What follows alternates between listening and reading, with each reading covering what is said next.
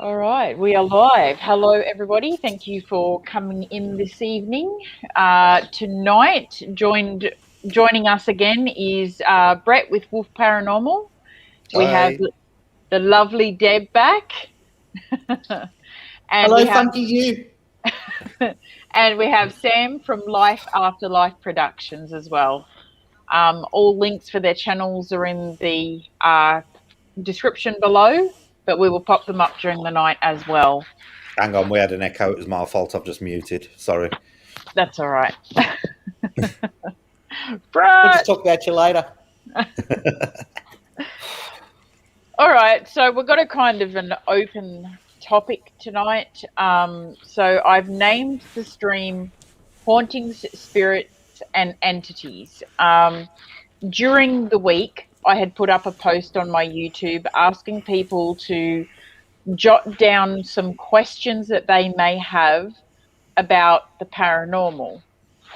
And we were discussing this a little bit earlier, and what was quite interesting was the paranormal is quite a varied topic, but a lot of the questions that we got were about spirits. So is there one of you that would like to start us off by explaining the differences between the paranormal and the supernatural? There ain't really much of a difference between the paranormal and the supernatural. They both mean roughly the same thing. The main difference where a lot of people get confused is that they consider ghost hunting to be the paranormal. Mm-hmm. When the paranormal includes, like we were discussing on the end of my stream last night, the Bermuda Triangle, UFOs, astral travel. That is the paranormal. The paranormal is not just ghost spirits and things that go bump in the night. Mm. Yeah, it's a very, very wide topic. Yeah, very much so. Yep. So if anyone has any questions during the stream, we encourage you to put them in the chat and we can help answer those questions for you. Yeah. So I have all your questions written down. You're efficient. I was efficient. I got organised ahead of time. See, I'd have been lazy and just printed them off. Well, my printer has paper jammed in it, and it's got this tiny little corner that I can't get out.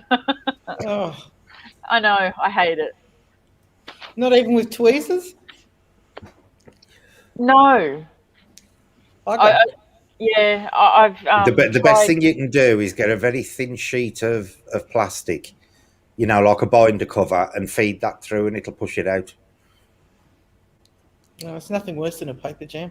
Okay, I'm going to try that. See if it You works. can buy them very thin plastic, to put on the front of bindings when you're doing, A4, and you put the little covers on them. They're plastic. If you feed one of them through, it'll force out any jam paper in there for you.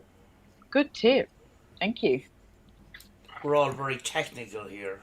Yeah. Technical tips with Brett. That's good. Yep.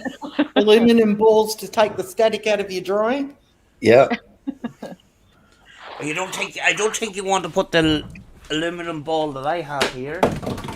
There goes my phone. No, it doesn't have to be that big, but it'd do just one on its own. It'd be that size. Just need one. Is that your version of an egg, Sam? No, that's actually my version of the foil ball challenge. Yeah. The thing is, I done my foil ball challenge. Did you make that out of tin foil? Aluminium foil? Yeah, that's about a kilo and a half. Jesus, how much do you use in that? There's about 10 packs, I think. Jesus. It's pure solid. I batter at this every so often. Like, I'm still not. Obviously, it's not a mirror finish. I did have it as a mirror finish, but then I decided to try and make it bigger. And I'm still working on it. I started about 2 years ago. You're like one of them Wow. crazy people who does it with elastic bands. Oh, Oh, with the big balls. Yeah, I've Yeah, seen we those.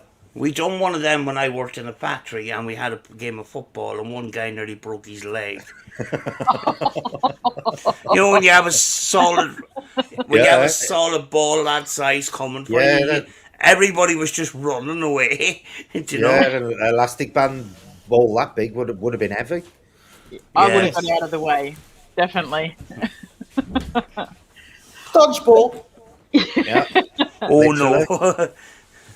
All right. I, So the first question that I have here is from Dustin from PPR, and he has said, "I challenge bad spirits that are keeping good spirits from communicating, but I know what I'm doing and have proven my methods work for me. What is your opinion of that method, Brett?" for me, it's a bit of a sticky area because you can't necessarily say that a spirit is technically bad or technically good. You know that everybody has their off days, and it could exactly, it could be the same in the spirit world. Nothing is purely bad or purely good. Everybody's got a mixture of both. There is a balance.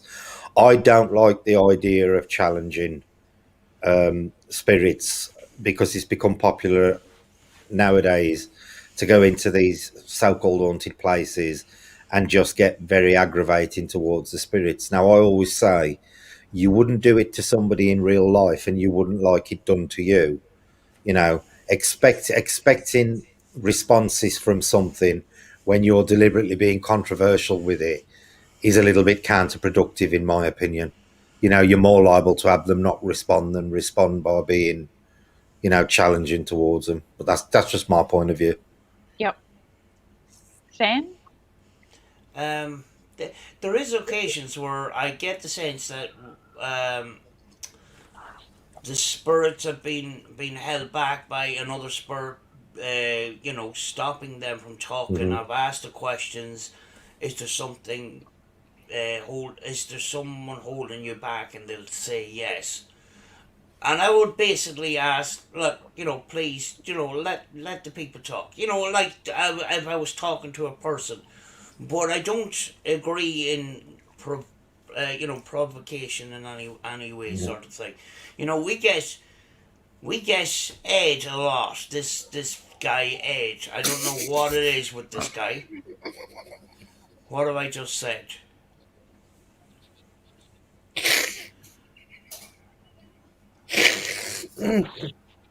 I've got a mouthful of tea then. Sorry. Did I? Go on, Sam, carry on. Sorry. I thought it was something I said. I put my foot It in it or was. something. I'll, um, You get Ed a lot. Carry on. Oh, um, here we go. and the guy that made the box that I have, Edge comes through a lot for him, and what he basically just says, we don't want to talk to Edge. Edge, go Yeah. away. We want other people to talk, but we don't. We try not to. We try not to provoke or be rude in any way. We try Yeah. to do it in a respectful sort of way. You know, but because we can't have a picture, we don't have a full picture of what's going on. Sometimes you don't fully know what's exactly going on. Hmm. Yeah. You know. Mm. So I don't. Being rude or you see a lot of these people that provoke, they're a lot of times they're in their head, they're an evil spirit or a demon or stuff like that. I don't go with that concept at all. No. You Yeah. know, And and wouldn't you think if something was negative, being provocative towards it is just going to be counterproductive anyway? oh yeah, Mm. you don't want Because to. do you really want to be provoking something that's negative? Yeah, but some of these people, the information that they're getting, the way that they're educating themselves from other people, Yeah. Sometimes they're getting the completely wrong information. Yeah. You Yeah. know, and actually, information on YouTube is really, really difficult. The proper communication information and the information on the paranormal, it's a lot of people jump to conclusions, and they would tell you that their findings are gospel. Yeah. And maybe they had a handful of paranormal investigations, and that is it. Instant gratification. They come on camera, and they try to make themselves out to be some kind of expert when the truth is far from the case, you know. So Yeah. Oh, yeah. yeah, Mhm. you know, Yeah. they don't want to put in the work, but they want to look good on camera, look like they're some sort of expert, you know. Yeah. Deb. Agree with all of the above. I wouldn't provoke. I've seen it done time and time and time again. And as Brett often says, there's no way to determine what it is that you're communicating with. You may label it a spirit because that's what your mind wants it to be. So that's Yeah. a psychosomatic response. But you really don't know. And I don't agree with people being rude if it is something other. That's not a good way for communication. And as I've also said in the past, you get what you put out. You put out Exactly. negative energy, that's all you're going to get back. Exactly. So I don't find people that provoke much worth my time watching them, to be quite frank. Mhm. I don't Yeah. watch them. If that's all they're going to. If that's all they've got, and they think that's it, and that's a part of a paranormal investigation, then they shouldn't be in the field because they haven't got a clue what they're dealing with or how to go about it. Yeah. Yeah. Yeah. I think that for me, I personally would never provocate the other side. As you guys have said, you don't know what you're dealing with. You don't know what it is, what entity it is, what it's capable of doing.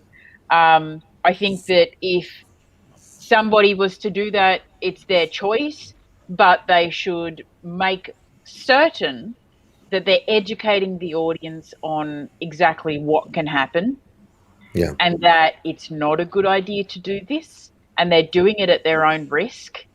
But that I think that's one of the biggest issues is that they're doing this thinking that stuff is going to happen and it's going to give them, views or whatever, but there are consequences with this and they're not educating people about it. So, yeah. But it's not even educating and progressing, as we've often discussed privately and publicly. It's not progressing the field of, and it's a big church or a big umbrella, the paranormal. No, it's not. And It- as we've said before too, I think that if it was a human entity, as Brett said on the other side, well, they were human once, like living as us. Do you know what I mean? And if somebody came in and spoke to me that way, I know I wouldn't want to communicate with them. Yeah. no. So, yeah. Yeah. You see a lot, you know, in the ITC that I do.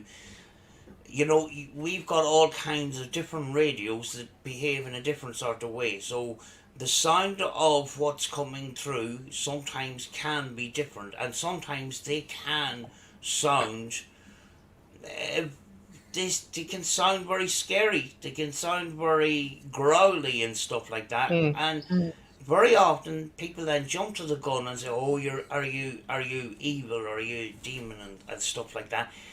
In most cases, it's not. And a case in point is the Panasonic RRDR60, where that particular frequency makes it sound like it's a growling sound. You know, you have to look beyond the growling sound and figure out what's said, because the growling sound isn't particularly a growl, or it's just the way that the audio is processed inside in the recorder. You know, Yeah. and you'll get that on radios as well. and you hear, "Oh, guys, that sounds so scary" and stuff like that. And I'm going, "Yeah, for God's sake, you know." Yeah. Yeah. How many times have you been frustrated and you've turned around to someone and you've gone, oh? And you imagine if you were on the other side and you did that, Yeah, Yeah. and Yep. someone's like, "Oh, you're a demon. You're growling at me." The other thing you've got to take Yeah. into consideration is that people sit there straight away labeling someone a demon or whatever. You don't know what you're dealing with. For all you know, that they could sit there and think, "Oh, they think I'm a demon. I'm going to have fun with this and run with it." Hmm. We don't know if they got a sense. What you're dealing with's got a sense of humour, yeah, but or or for We did for last whatever, night. yeah, for whatever vindictive reason they decide to just run with the fact that you think they're a demon just to see how you're going to react. Yeah. You Yeah. shouldn't label anything when you're communicating until they confirm for themselves that that's what they are. yeah, Because Exactly. you don't Yeah. know. You really don't know. Yeah. You've I all agree. raised a really interesting point. A lot of shows now say, "Oh, you get a better, you hear what we hear if you wear your headphones or your earbuds," and they're Hmm. putting up labels Hmm. like a growl or a door or Yeah, footsteps, and yeah, so that's just psychosomatic suggestion. yeah. Mm. And I Suggestion. listen and I turn it up, and I swear, no joke, there's nothing there. Yeah, Mm. yeah, And they're telling their audience to go, ooh, ooh. They just want Mm. titillation. They're not yeah, interested in the rest of it or Mm. yeah. asking sensible questions. And I just can't be bothered with that nonsense anymore. It's just teenage drivel. Hmm. Mm. Yeah, yeah, I think that even we with my videos, like I used to do that a lot. I used to put up what I hear and stuff like that. And I think the further I progress um, in learning, I will say, the less I'm putting up on the screen and the more I'm leaving open to see what other people hear Mm, and what's coming through for them. Because something that I might hear, I could have 10 different people hear something Hmm. completely different for each of The, them. the thing is, I've often said this. For all we know, they could actually be tuning frequencies for a certain person to hear something a certain way. A message could be coming through for one person, and that frequency is being tuned for that person's ear, because Hmm. everybody hears things differently. As we were seeing last night on my stream, Yeah. when Sam was doing her spirit box, Sam said Connor. I thought it said see you next Tuesday. Yeah. So you've got to take that into consideration as well, that they could actually be fine tuning these communications to the point that they are specifically targeted at people, and the person who it's aimed at will hear it correctly, and other people could be hearing something different. Mm, that's a good point. They could be that specifically tuned. Mm, well, we've all talked about we frequencies being we important before.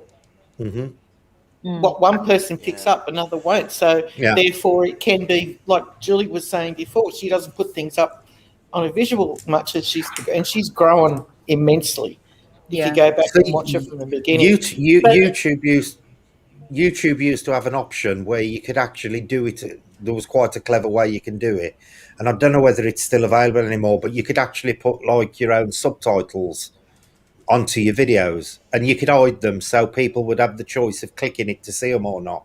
Now that used to be a good no, way of doing it, because then people who didn't want to see subtitles just clicked the button and they just got the video. But them who wanted to see the subtitles just pressed the caption thing, and they came up. But I ain't sure if that option's available anymore with the new don't know. studio. But that used to be a good way of doing it, because you could hide them if you wanted to, and then only the people who wanted to see them could watch them. yeah. Mm. Mm, Well, when we're talking about provocation, provoking and stuff like that, we actually a lot of the time do the opposite, and we muck about. And I know Hmm. it looks very unprofessional and that, but we do mess about, and sometimes we get the communicators breaking their sides laughing at us as well. Yeah, yeah. yeah. Yeah. Recently there was a. I put it in a separate little video. It's called the shortest spirit box session ever. Rachel says, "Is there anybody here that wants to talk to us?" And I went, "No." And then we just burst out laughing, and then Yeah, they just laughed at us, yeah. that kind of way. And very often we do that, rather than provoking and that, we Hmm. crack Mm. jokes, and Yeah. um, if we're out in investigation, if somebody lets off, it ends up on the video because it says, I'm Well, not cutting this. the It's thing going to is, Yeah. be released. if what we're communicating with is dead people, I highly doubt they lose their sense of humour when they pass over.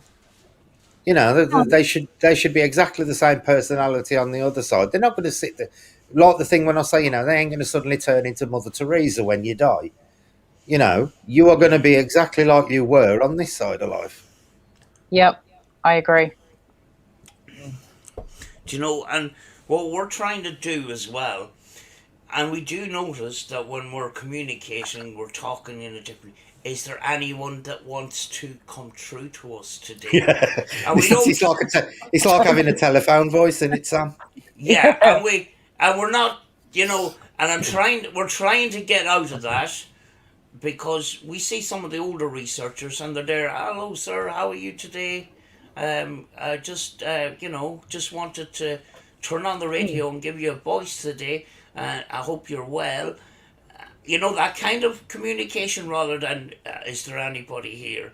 Hmm. Yeah. I do so many spurt box sessions that it kind of becomes repetitive kind of thing. So you kind of have to try to build a try to build a relationship to what you're communicating with, and then speak to them like you're speaking to a person kind of Yeah, thing. And that's what yeah, Yeah. we're trying to get towards that. You know. Mm. And even people like Steve Holte last week says, it comes to the point you do so many sessions. What have you got to say to them? yeah, Yeah. But yeah. that I think There's that's the only way there's to only do it. so many questions you can ask before you start going around in circles. Do you know if I mean, like, I do sessions here almost every day, and every day I've asked them, are they dead or am I dead, and all this kind of stuff. If I was a spirit, I would be pretty pissed off at this stage. Yeah, yeah. Mm. I would be pretty annoyed being asked the same questions and the same dumb questions, and sometimes I do make fun of myself. Hmm. I'm sorry for Mm. asking really stupid questions. I'm trying Hmm. to understand here, but Mm. we're trying to have a kind of a flow in the conversation and Well, see look, how. look at that one me and you did when you did your box and I was asking the questions. I ended up arguing with this spirit over the number 4 card for about 5 minutes because every time Sam put a card up and we said what number's this, the response we got was 4, regardless of what the card was put up. And I just ended up arguing with him and saying, you're a bit fixated with the number 4. Can you try something different? And it got quite funny. Yeah, You've got to maintain a sense of humour when you're doing it. You do. yeah. Right, do you want to get on to the next question? Because All this is right. a topic we can discuss forever otherwise. Okay. So the next question is by Three Souls Paranormal. And they ask, what is the difference between an EVP and a disembodied voice? I love this question. Oh yeah. Yeah, this is a good one. Right. Brett.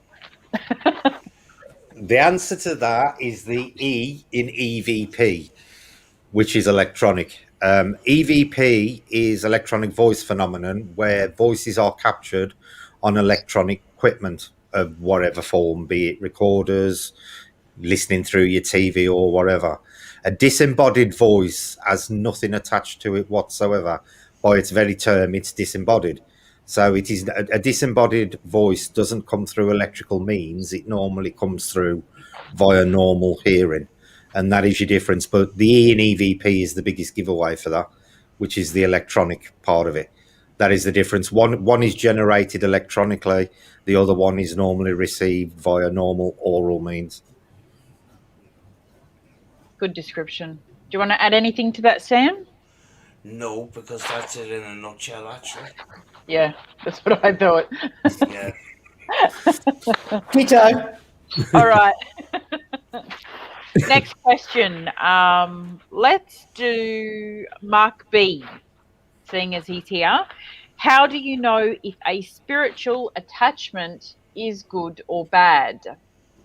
Sam. I hate me. I'm glad she went to you first for this one. Yeah, here's these Desmonds. I was watching the look on her face.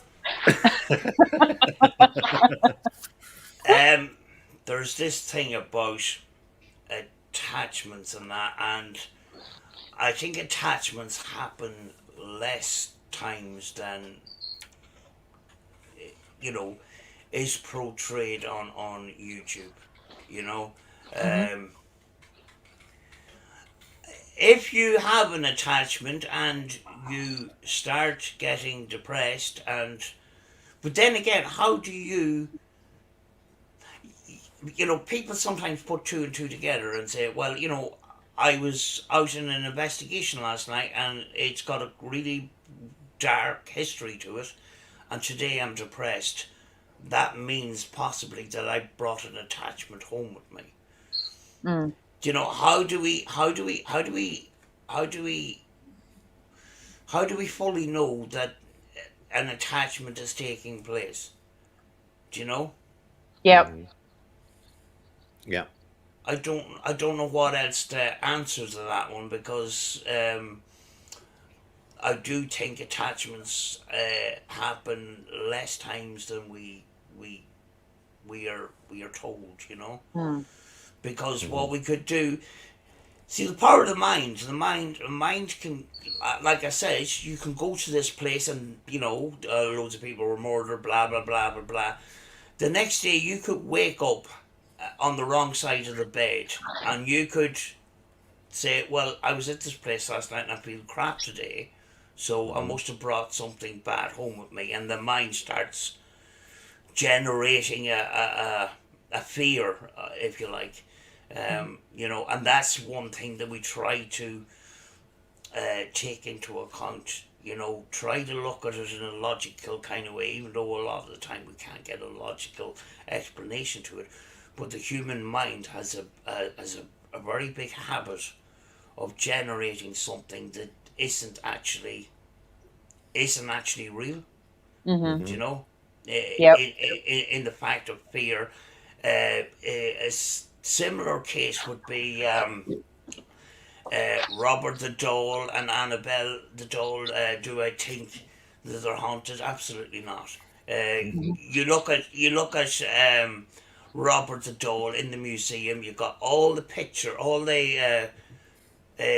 letters on the back of it, saying, "I'm sorry, Robert. I fell and broke my leg when I got home, and I'm sorry. I must have disrespected you." How many people have had a car accident coming home from their local supermarket, or even their local church, or whatever. And to expand that a bit, Sam, you've got to ask yourself how many people have visited that doll who haven't had any experiences. When you put those numbers together, you'll find that all those letters probably make up 0.001% of the people that have ever seen Robert the Doll. You only ever hear of the negative experiences. Yeah. Oh, yeah. Yep.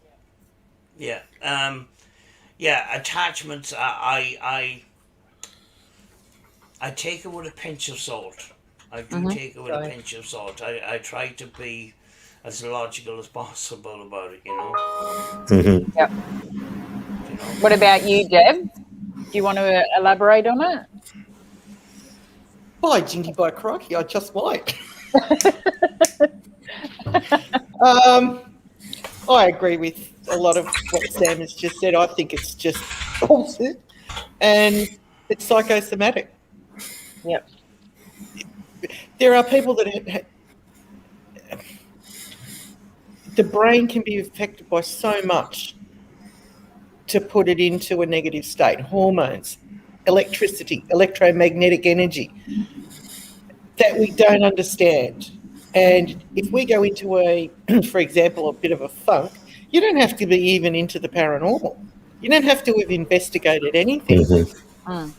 And somebody will talk you into, if you're talking to someone that perhaps is, for example, and I've seen this actually happen in real life.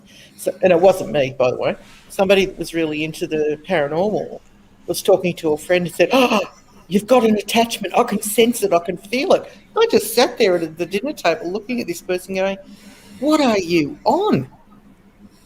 You can't just talk to somebody that has no concept of the paranormal, positive or negative energies, and say, oh, I can sense it. It's an attachment. And that person for the next 6 months is walking around thinking that their old Aunt Margaret is, or something else is following them and, crawling up on the bed at night. It's the psychology of the mind triggered by an emotion can make anybody believe anything. And the power of suggestion is strong. Yeah. The force is with them. Yep. So, no, I don't believe in attachments at all. I won't give it power. Yep. I just won't. I think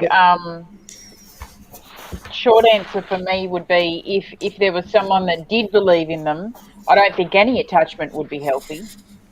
Thus the term attachment. But as Sam said, what is an attachment? Exactly. What determines an attachment?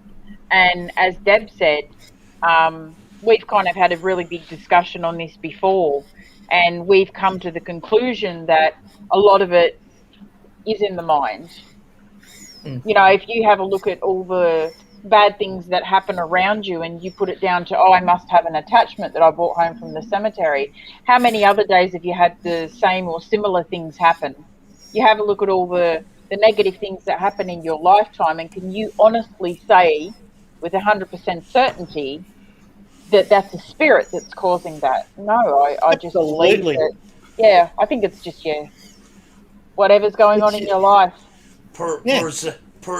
Zach gets attachment every time he seems to go out. Do you know? And then he goes home and forgets about it. Sorry for bringing up names. That's all right. Yeah, but that that kind of TV kind of thing can bring a kind of a false sense of what exactly is going on, Yeah. And that's the reason why I brought it up. Oh, I'm being affected, and it's always the negative, and Sam's right. Think back, right? When did the thought of an attachment, and I agree with Sam's first premise, define an attachment? Like with The Exorcist and movies, and now we're all watching paranormal channels, and they're all doing the same thing, and I've been followed by dark energy, and because my bed collapsed the other night and my souffle didn't rise, so therefore the attachment stabbed it with a knife. I can't go there in my mind, and as I said, it's the power of suggestion for me. It's just nonsense. If you want to give it energy and allow something to control your mind and your emotions that much, seek medical help, because you truly need it.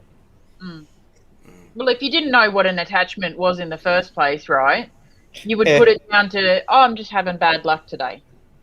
Yeah. You know what I mean? I've driven my car and had a flat tyre.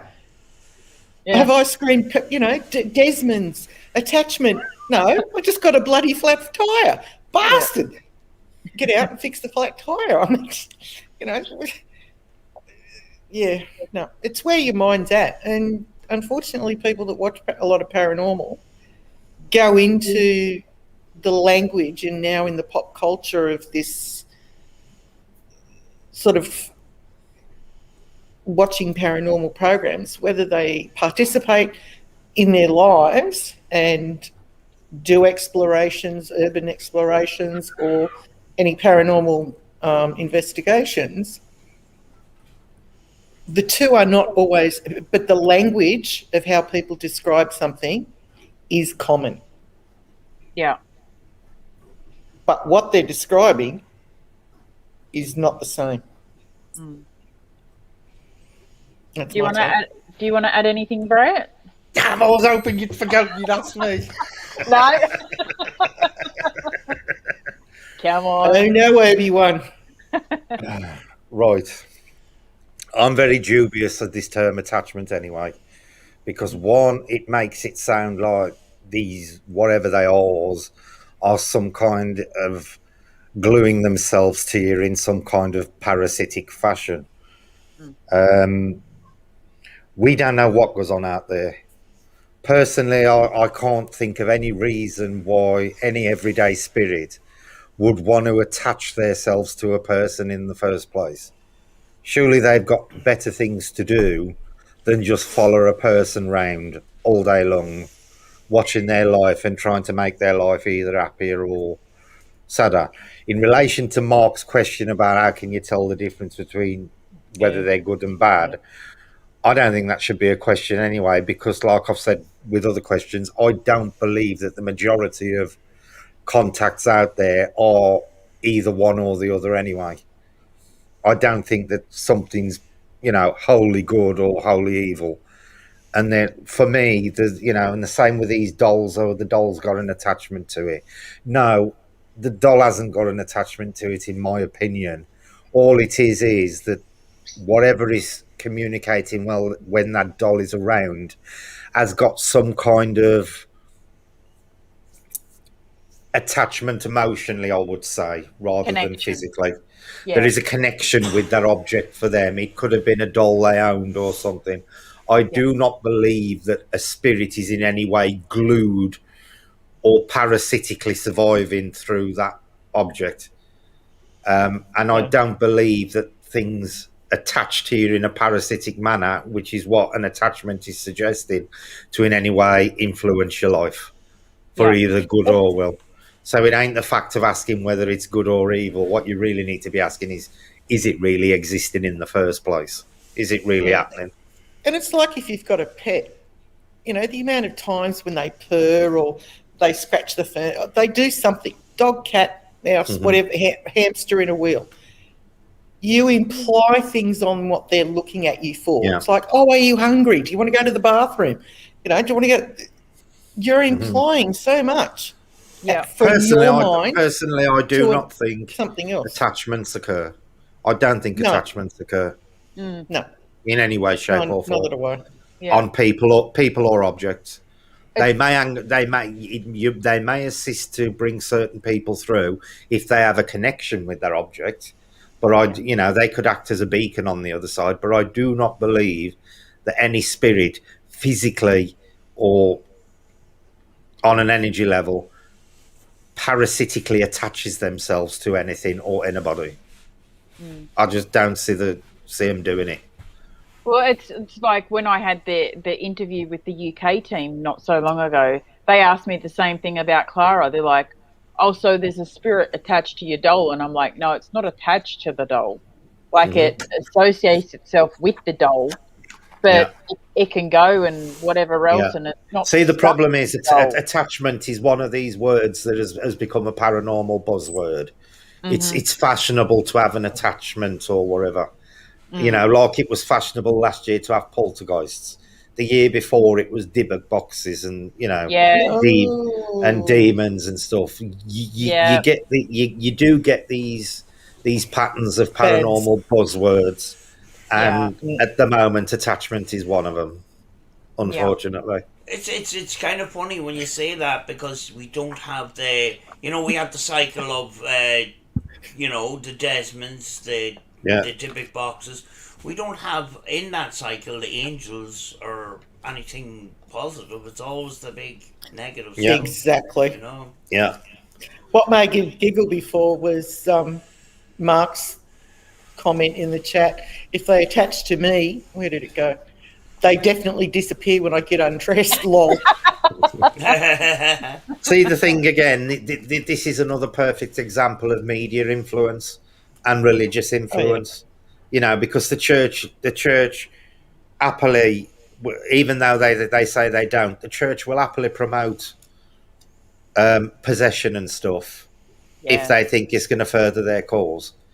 And Money, baby, money. yeah, media has done all these films like Annabelle and Chucky and all that kind of stuff, and you will find all the major paranormal buzzwords can all be traced back to major horror films. And I think Absolutely.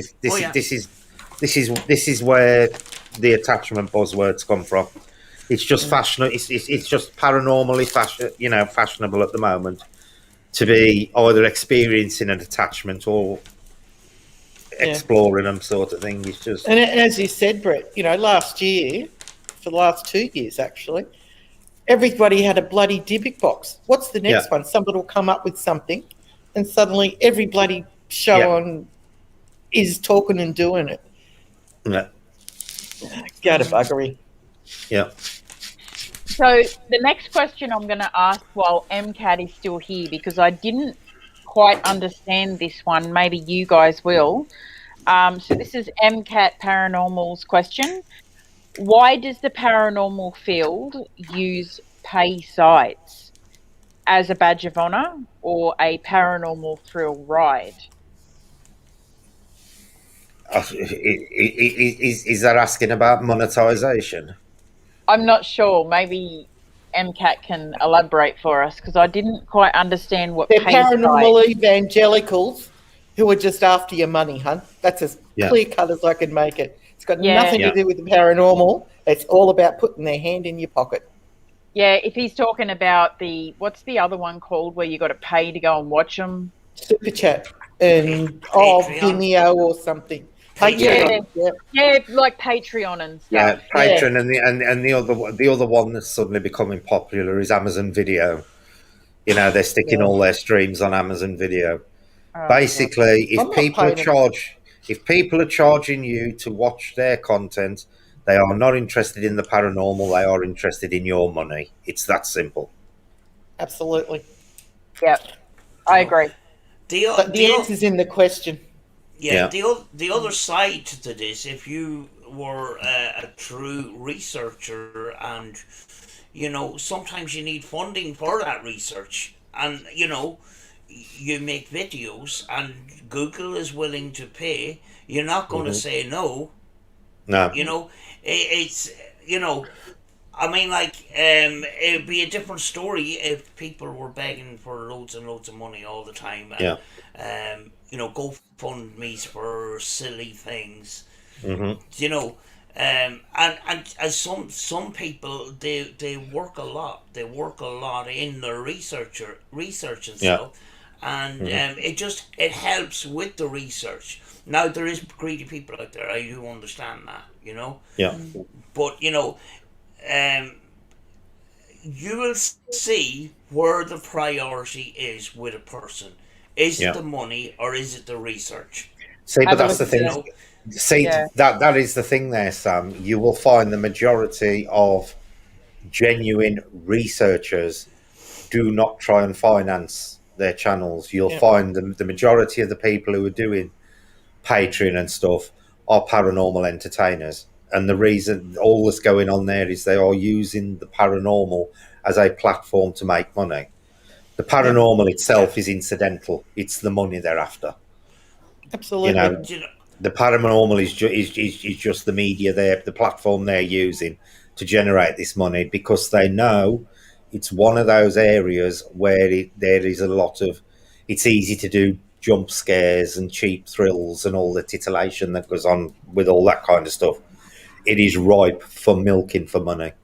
And you'll find, the more genuine channels aren't the ones sitting there going, join my Patreon, join this, join that, join the other. You'll find the vast majority of so-called paranormal teams that are behind a wall of various monetary things are the ones who are doing it for entertainment purposes. I think agree. Yeah, I think a lot of the ones that are doing it for real are running at a loss anyway. I mean, I'm only going to cover around 10% of what I put into it. Unless somebody in chat wants to send me $5,000, I'm well down on my hobby. Exactly. But that's true. The people that are trying to truly progress the paranormal or investigate in this vein, which is a very rich vein,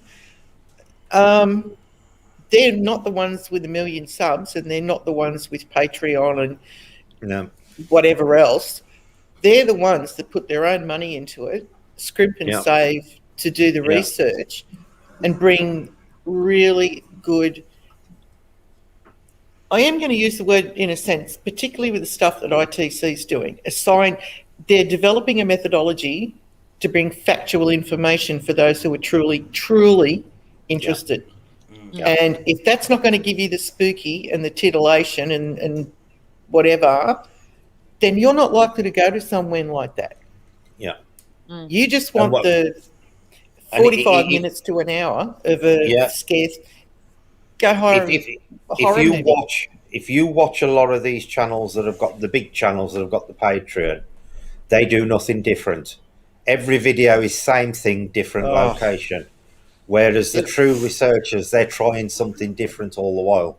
And you'll find it tends to be the smaller channels that do this rather than these big, well-known paranormal channels, because they've got their format fixed, and it is an entertainment format. Yeah. There's no doubt about it. No doubt about it. You can literally watch a video and know what's going to happen in it before you even watch it. The only thing that will vary in that video will be the location. Yeah. Well, they're even, particularly in America, the locations are getting smaller and smaller. I mean, Jesus. Yeah. How many times has bloody Waverly Hill been done? Yeah. Or you could run them up there, but it's like, and they ask the same questions. It's the same thing. It's just a different team.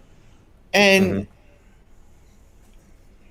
sort of segueing back into your earlier question, if I was a spirit and somebody else came in and kept asking me the same stuff, I'd start chucking stuff too. Yeah. Yeah. Yeah. And growling and carrying on like they'll come into my home and ask me the same question.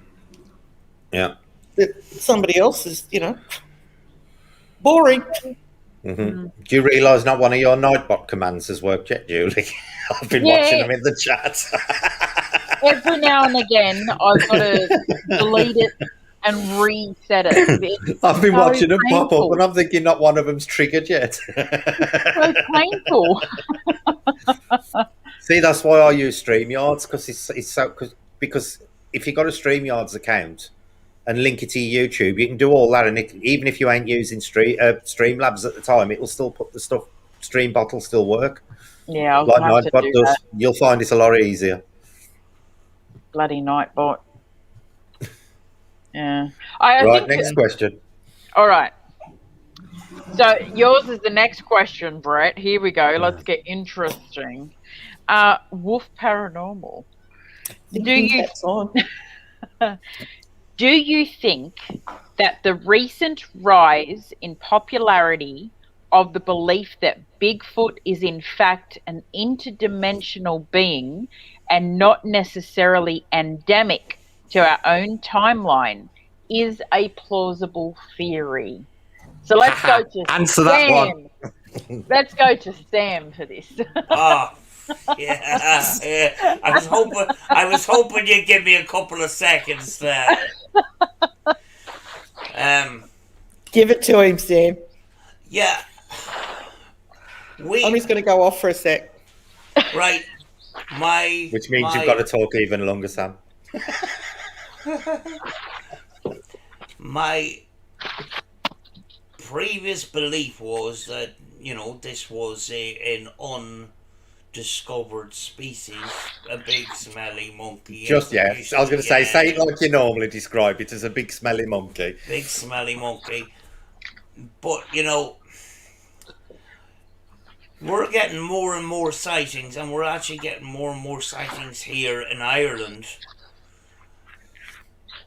And very often, the people that are discovering these and taking these pictures are people walking their dogs. Nothing to do with the paranormal at all, which is kind of weird. And we recently had, during the last year or whatever, we've had another discovery close by to where I sometimes investigate and stuff like that. So it's a difficult one.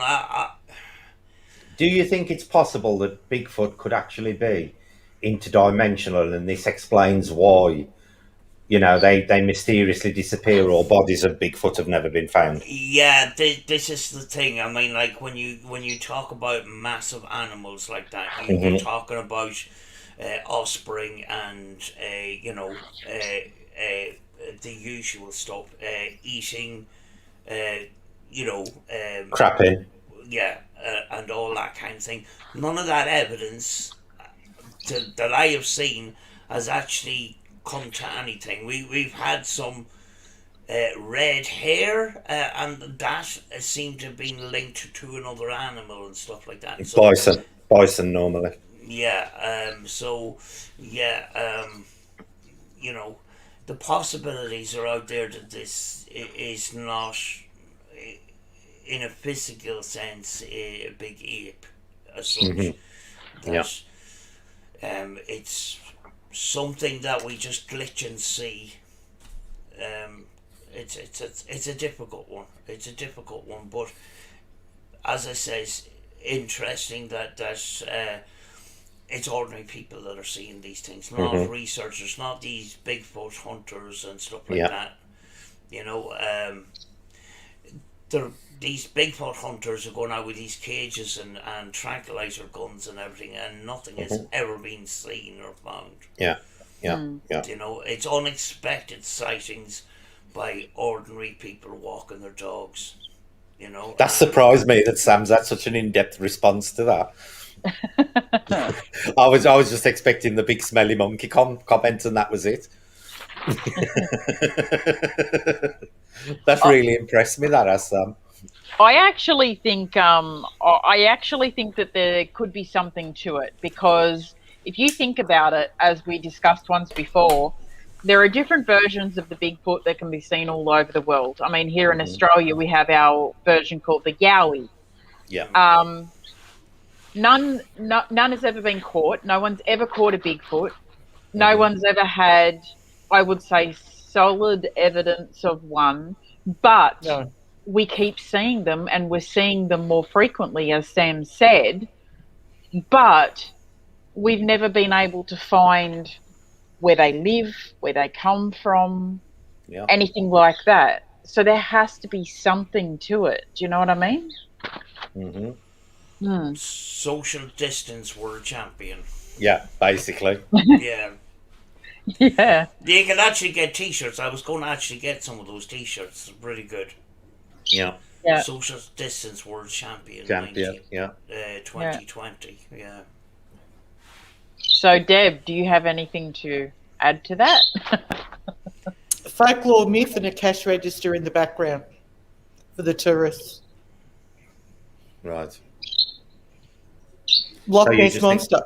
They've put subs down there. They've put GPS trackers on little mini. There's no evidence whatsoever, and there's only so much. That's what the question's saying. Do you believe it could be a possibility that the reason they're not getting physical evidence is because these beings are not resident in this dimension? They're popping in and out. So that's what the question's asking. Right, okay. Would you be going down the route of mass hysteria? Yes. You know, like, where... herd mentality. You know, somebody says, "Oh, I seen this creature," and then somebody else says, "Oh, I seen that creature too in this forest," and stuff like that, and it just kind of spreads. Like humans have a habit of doing that. You know, it only takes one person to get on a TV program or an interview of some description. Next thing, every person with a bloody camera and an iPhone is out there screaming, "I found it! I found it!" And some reporter will stick a microphone in front of their face, and they waft on and like they're mentally deranged. That's one of the things that makes me question it, is the fact that we live in a society today where everyone has a mobile phone, and yet no one still has a photo or video evidence to a certain point. You know, everyone says, "Oh, I see one in the distance there," but it could be anything that they're seeing. It could be someone in a suit, you know. But that makes me question it. What is interesting about that, though, the Gimli video has been recently Oh, reassessed. debunked. Yeah. No, it hasn't actually. It's been the opposite. It has actually been assessed scientifically recently by multiple teams, and they have confirmed that it is definitely not a person in a suit, because by the muscle definition and stuff, they are saying that Yeah. the movement and the muscle mass and the way the muscles move and everything is anatomically correct, which could not be, reproduced in a suit at that time. Well, They it's did still it with can't now. animation, but Yeah, yeah. Oh, yeah. Fairies just So raised another one, Mothman. oh god, yeah. Well, Mothman, that is definitely a commercial thing as far as I'm concerned. But the You Bigfoot, know? that the Gimli video is Yeah. actually now probably one of the biggest pieces of proof, because for years people were saying, "Oh, it's just somebody in a monkey suit," and they had various people come forward claiming they were the person in the monkey suit. They have And it no, raped them. That was the one that yeah, blew me away. yeah, but they have now proven scientifically that that is a real life animal, whatever it is. It's not somebody in a monkey suit. Okay. There you I'm go. still not convinced, but that's my Yeah, humble opinion. that's fair enough. I'm prepared to still remain Yeah, a skeptic to this point. yeah, that's the beauty of the paranormal. Yep. Yep. Absolutely. Yep. All right. Next question is Ghostly Whispers Paranormal. This is Madeline. Madeline. Yeah. How do you know if you're affected by a negative spirit? I think we've covered that, really, haven't we? Yeah, Pretty much. Oh, I can't think of Yeah. anything further to add to that. no. Yeah. Okay. Fairy Hi, Dragon. Madeline. Fairy Dragon says, explain residual hauntings. Oh, I Stone tape love theory. these. Oh, pretty good. Yeah. I love these. Here we go. Go, Brett. A residual haunting is basically a replay. There is no interaction between the witness and what they're witnessing. It normally follows exactly the same pattern, be it somebody walking through a wall or walking down a corridor. If a person encounters whatever they're seeing, the vision of what they see doesn't interact with the person at all. It is basically like watching a 3D movie. In comparison to what they call an intelligent haunting, where there is interaction between the witness and whatever they are witnessing. So, to put it in a nutshell, a residual haunting has no interaction with the witness. And I'll let Sam get into stone tape theory and everything. Yeah. Sam? Stone tape theory. I'm going to give you an audio sort of version of what we're talking about in a visual sense. This is a tape recorder, right? And it's got a tape in it. Yeah. You press record. It's got the tape has got magnetic pieces in it, or metal fragments in it, and a magnet that when you speak, the information is turned into magnetic energy, and it's imprinted on a piece of tape. That's it. The tape will not come out, but it's a similar thing visually. The stone tape theory. When you think about stone, a lot of stone has crystal in it, and that energy. The theory is that we produce energy. Energy is radiating off us all the time, and that energy is trapped is picked up by the walls, the floors, and stuff like that. And it's like if you're very sensitive and you go into a number of different houses, you'll feel different in each one of those houses. That is sometimes what we think is the energy that's coming off the building itself. I have seen a number of what we would call apparitions, but you know, all of those apparitions, you know, in my mind, were what we would call playback, like a video playback. It's like a Yeah, projector. residual.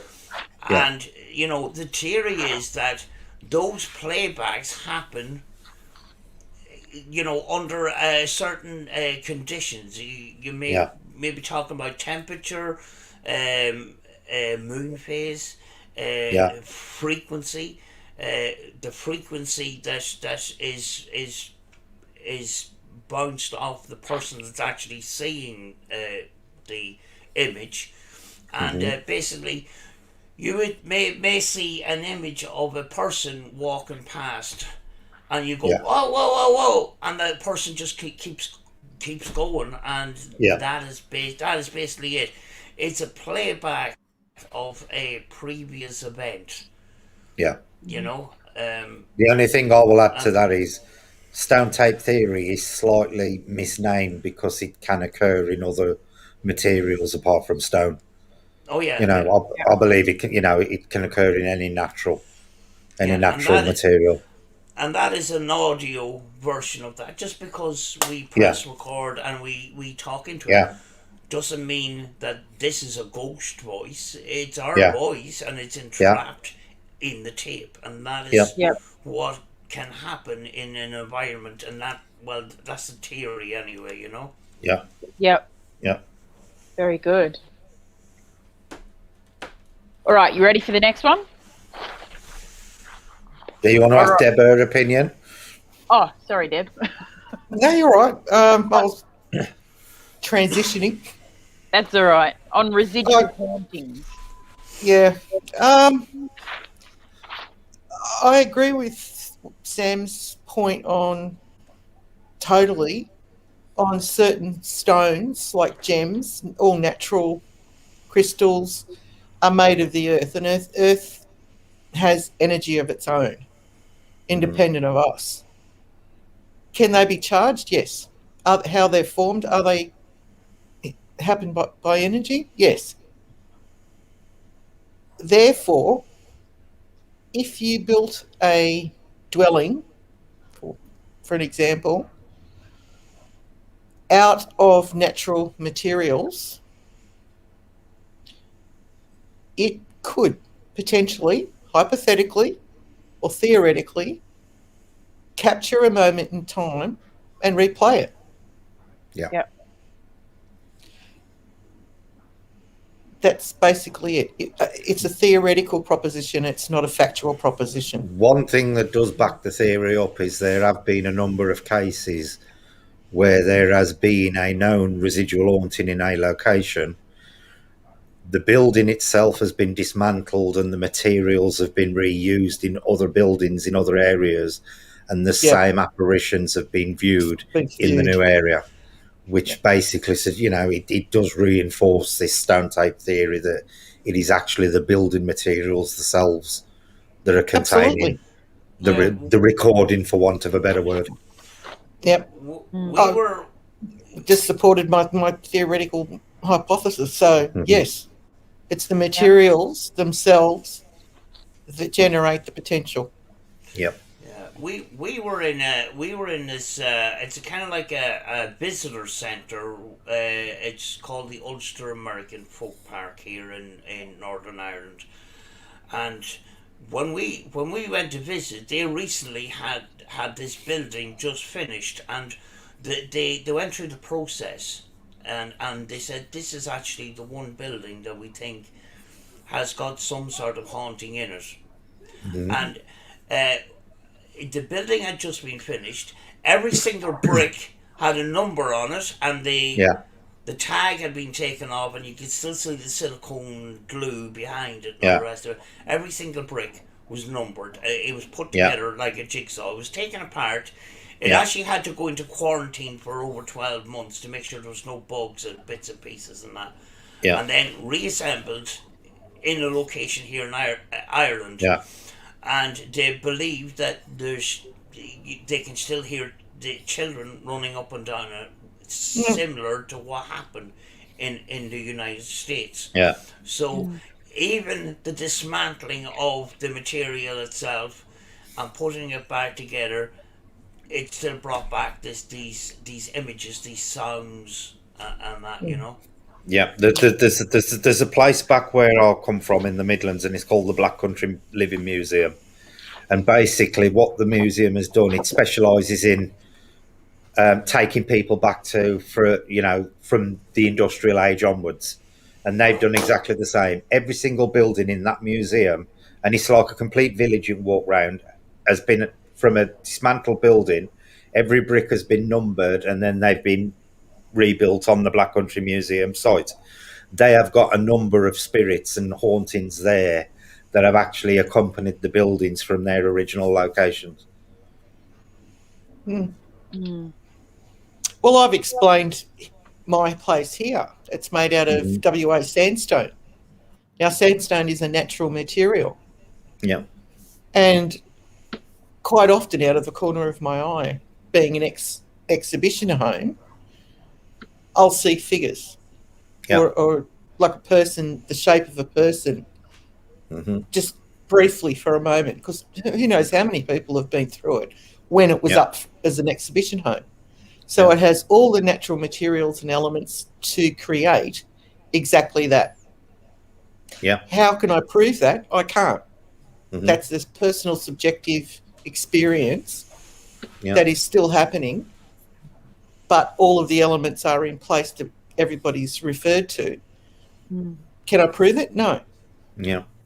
See, sandstone is one of the perfect examples, because sandstone normally has an high quartz content. And basically, quartz is a natural receiver and transmitter. It's used in radios. And it's WA is built it's also on piezoelectrical. So, sandstone of all the stones is an ideal recording medium. I've got quartz stones around my fire pit, all around the house, on the gardens, on one on the other side. I've got quartz stones all around my house. So I was actually I was just thinking of like Monte Cristo that I've been to over here, and when we went on the tour there, he explained to us that there is a bed of quartz underneath the Monte Cristo homestead. And it's interesting because when you were saying that, a lot of the hauntings that are explained by Lawrence from the homestead are very much like that. Like the maid you see on the balcony, she always moves in the same way. She always wanders along the balcony at the same time. Mrs. Crawley always walks into the same bedroom each night and does the same thing. Walks in, walks out. Yeah. So, it's interesting. All right. Next question is by Kim. And she asks, what is the difference between a ghost and a poltergeist? There you go, Brad. You've had a poltergeist active. It was a poltergeist that actually got me into the paranormal. The difference between a ghost and a poltergeist, in my opinion, a ghost is normally a echo of, or a reproduction, or whatever you want to call it, or the actual spirit, soul of a living person, and is an external apparition. A poltergeist, in my opinion, is actually generated by a living person, or is powered in some way by a living person. So a poltergeist itself comes from the German, which means noisy spirit. They are famous for moving things and stuff, which a lot of ghosts tend not to be. Poltergeists very much react with the physical world, and it is widely believed now that a poltergeist is more so as a result of a person's psychic ability rather than an actual external soul or spirit, or whatever you want to call it, manifesting in a building. For me, mine was a little bit strange, because mine actually manifested as a guy in work clothes, is probably the best way to describe it. But I did actually witness it at the end, and I do believe that my poltergeist was partly or was a spirit of someone else, but was in some way being powered by me. So for me, the difference between a poltergeist and a ghost is a person, and a poltergeist is generated by a person. Okay. Does anyone else want to add anything to that? No? No. No. Sam? No. No? Okay. I think You two are a lot of help. That was an easy one. Okay. Here's another one from Brett. Do you believe that humans have been subject to DNA manipulation in the past at the hands of extraterrestrial beings? I'll ask Deb first this time, so Sam can think about it. Sam's pulling a face. It's a little green men question. Truthfully, Yeah. if you'd have asked me that a few years ago, I'd have said no. Mm-hmm. But more and more, I am shifting to a yes response. Mm-hmm.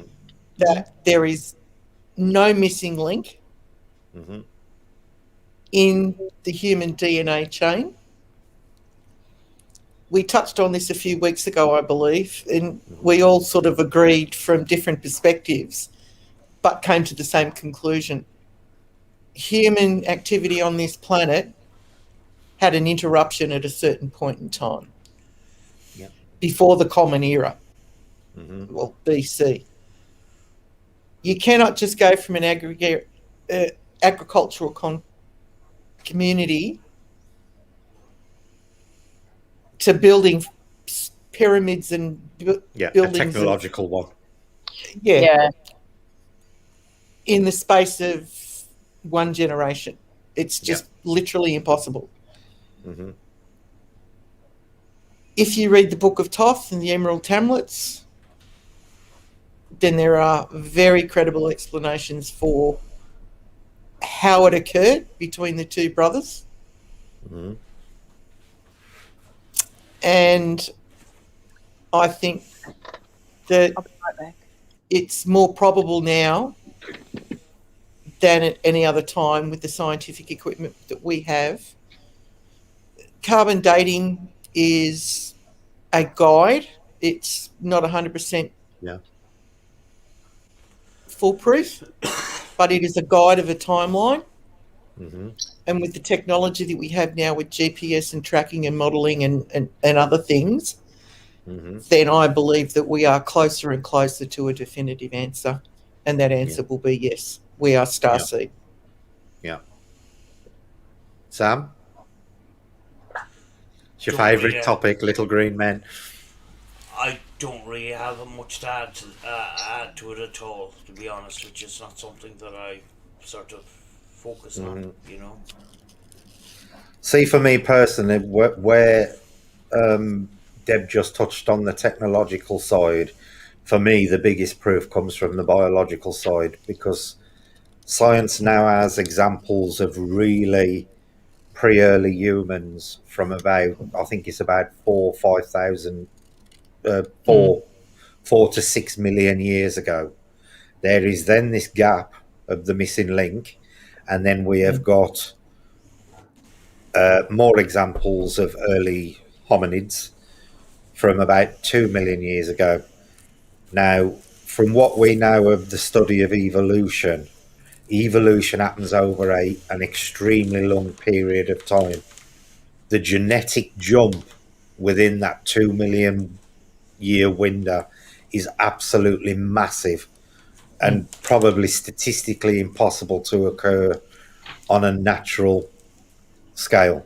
There has got to have been some kind of manipulation of early hominid DNA to advance the human race so quickly in that space. Because I know 2 million years sounds a long time to us, but in terms of evolution, it's nothing. It's it's like the blink The of an grain eye. of sand. Yeah. Crocodiles happened- have been around since prehistoric times, since the dinosaurs, and they've evolved over tens of millions of years. not even change much because nature perfected them 65 million years ago when the dinosaurs were still around. There is no other species on the planet that has advanced in such a quick format in 2 million years. And that is Well, why I sharks are, believe, yeah. yeah, that is why I believe there is somewhere along our line, something from somewhere else has come to this planet and sped up our genetic evolution.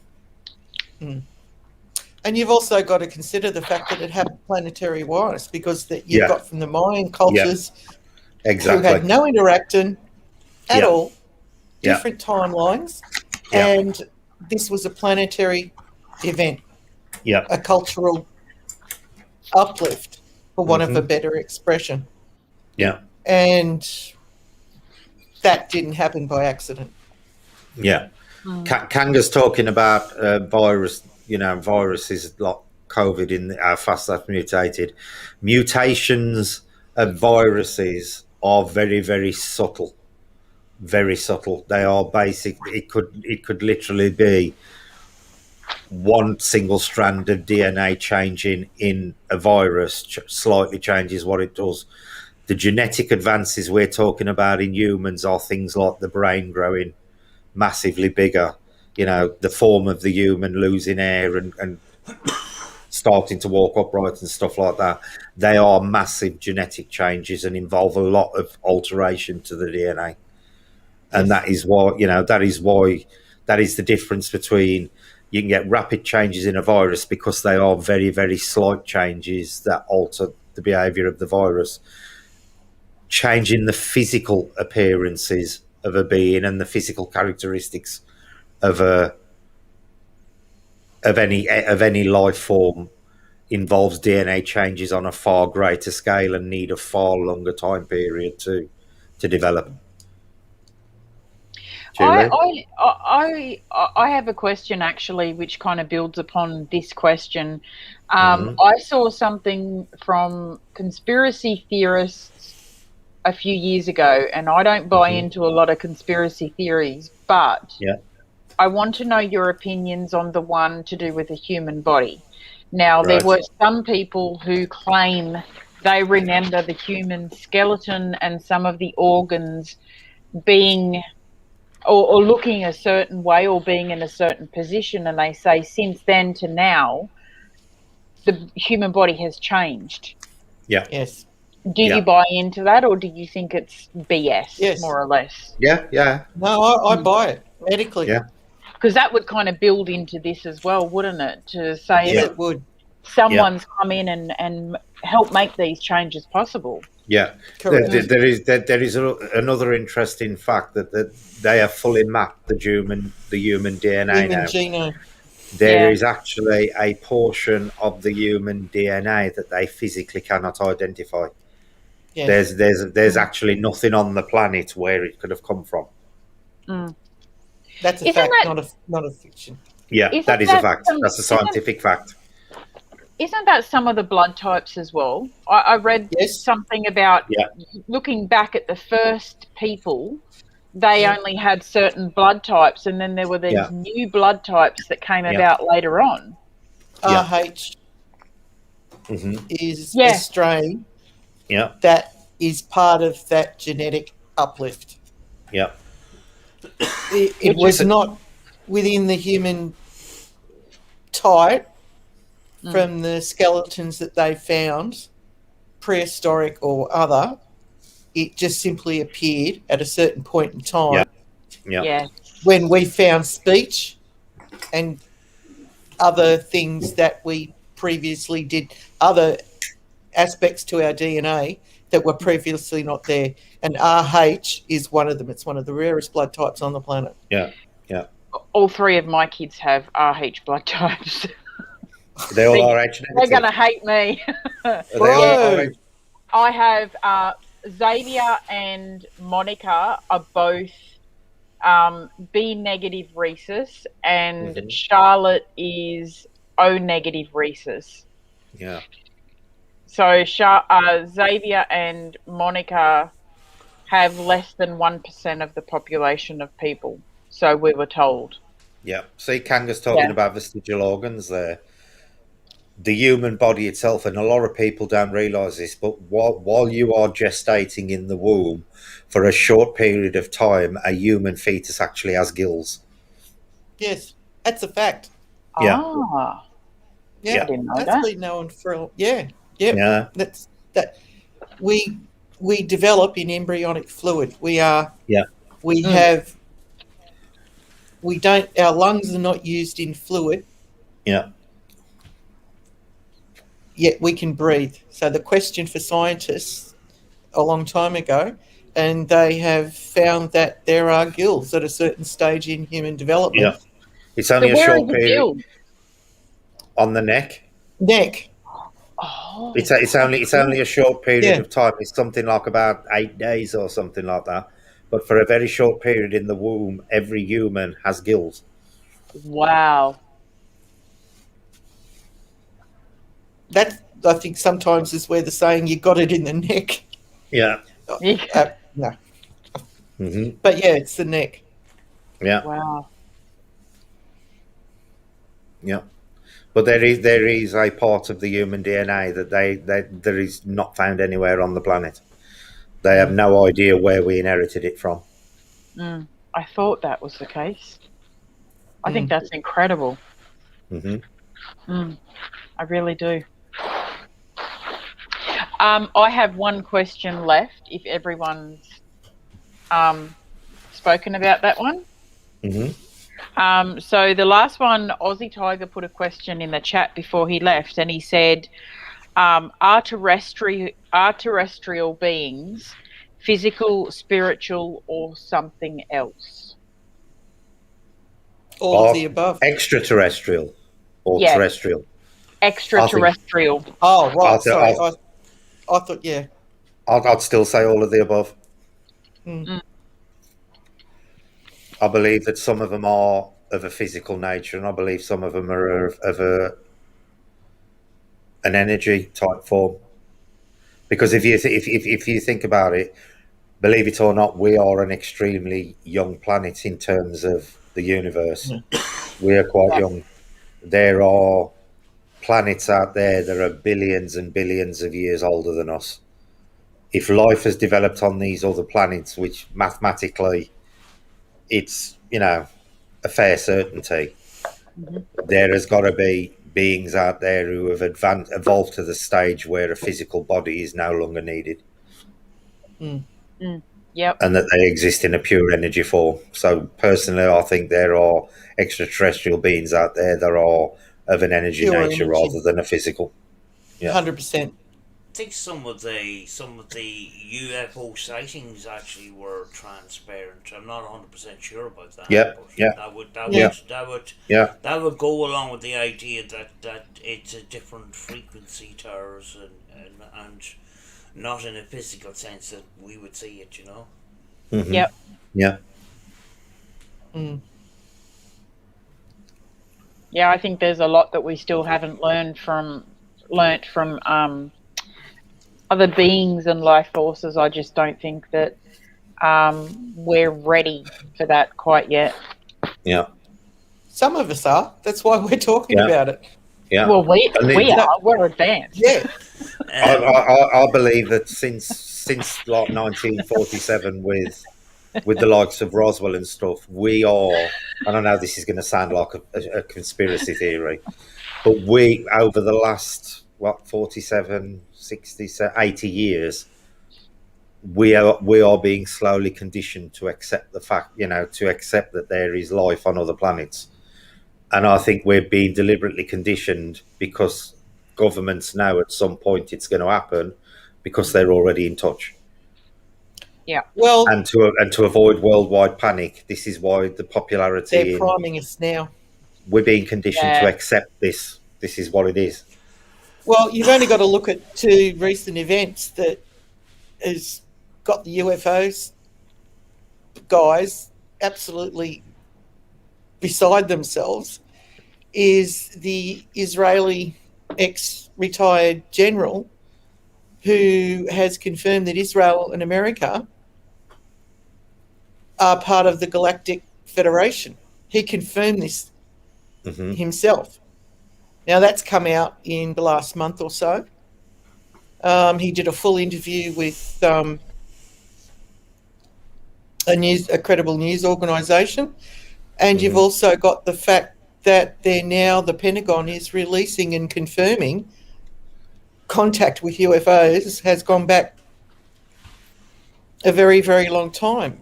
Yeah. Yeah, I've been And they're seeing releasing footage, for example, the Tic Yeah. Tac.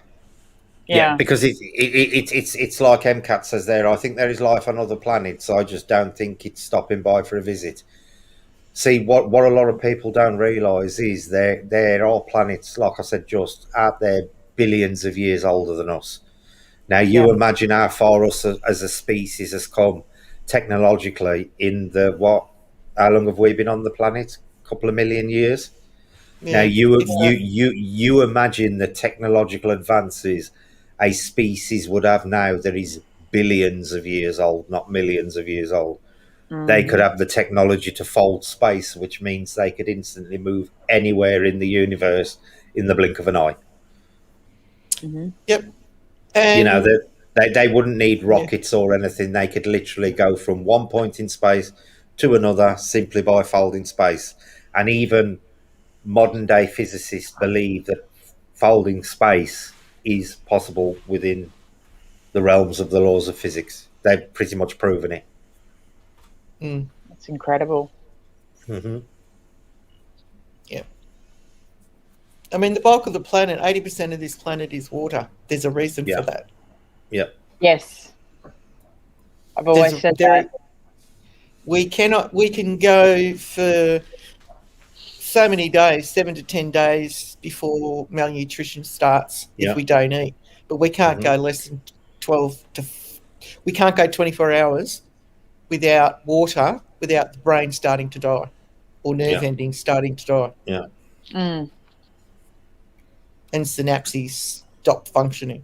Yeah. Yeah, I watched a movie not long ago about a couple that were here in Australia on a visit, I think from the UK, and it was based on a true story. And they go through the rule of 3. After 3 days without water, your body shuts down and dies. I think it's 3 weeks without food, isn't it? Yeah, you can last longer without food than water. And 3 minutes without air or something, although some people have broken that record. Yeah. Yeah. Yeah, underwater divers can, particularly you look at the breathing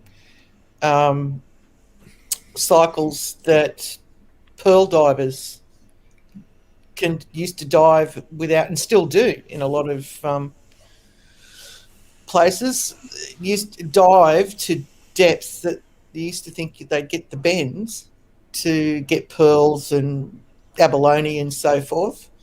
And they're not using any breathing equipment other than their lungs. Yeah. And they're not losing any function whatsoever. They're not impacted biologically or physiologically in any way, shape or form because of the rhythms and the way that they breathe. Yeah. You got a question in the chat, by the way, Julie. Yeah, I just saw that. Madeline, Ghostly Whispers, has asked, do you believe in reincarnation? I do. Yes. I'm definitely there now. Yeah. Yeah. Never used to be, but I am definitely there now. So yes. I believe we come back numerous times, and I believe that we deliberately pick a body that will put us in the situations where there's something we need to learn. And I think we eventually reach a point where we no longer need to come back. I believe that's a very Buddhist philosophy. Yeah. I think we're very much on a learning path over and over and over until we reach a stage that there's nothing left for us to learn, and then we just return back to what our class is like, a universal conscious. That is what I personally believe. Sam's sitting there totally quiet. I think there's a smile. Yeah, I think there's a possibility. I mean, like we. There is a lot of children that come up with a lot of information. Now, whether this stuff is faked or not is another thing, but, there's a lot of information that they come out with, Yeah. that their parents say that is horrifying. Yeah. Mm. Kids saying Kids that they were kids claiming soldiers, they're not their parents and stuff like that. and Mm. they choose the parent. Yeah. Yeah. They were killed as soldiers on the Hmm. battlefield. Yeah. Things that they wouldn't have learned at school at that particular point in time and stuff like that. The question is it faked? I don't know. I Hmm. don't know, because people will go to a lot of extremes to get instant gratification and instant attention and stuff like Yeah. that. But Mm. is there a possibility that some of these memories are contained in children Yeah. that they subconsciously don't remember, but the information is there, and where did that information come from? Yeah. You know, See, for me, some of the strongest evidence comes from a lot of the remote villages in India and places like that, Oh, where yes.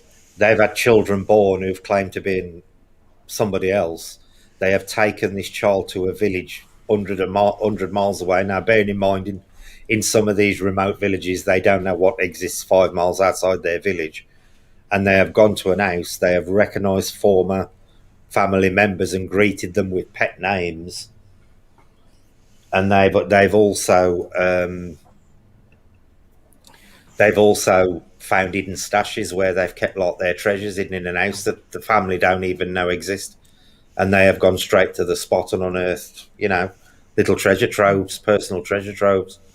That for me is where the greatest, evidence for reincarnation comes from.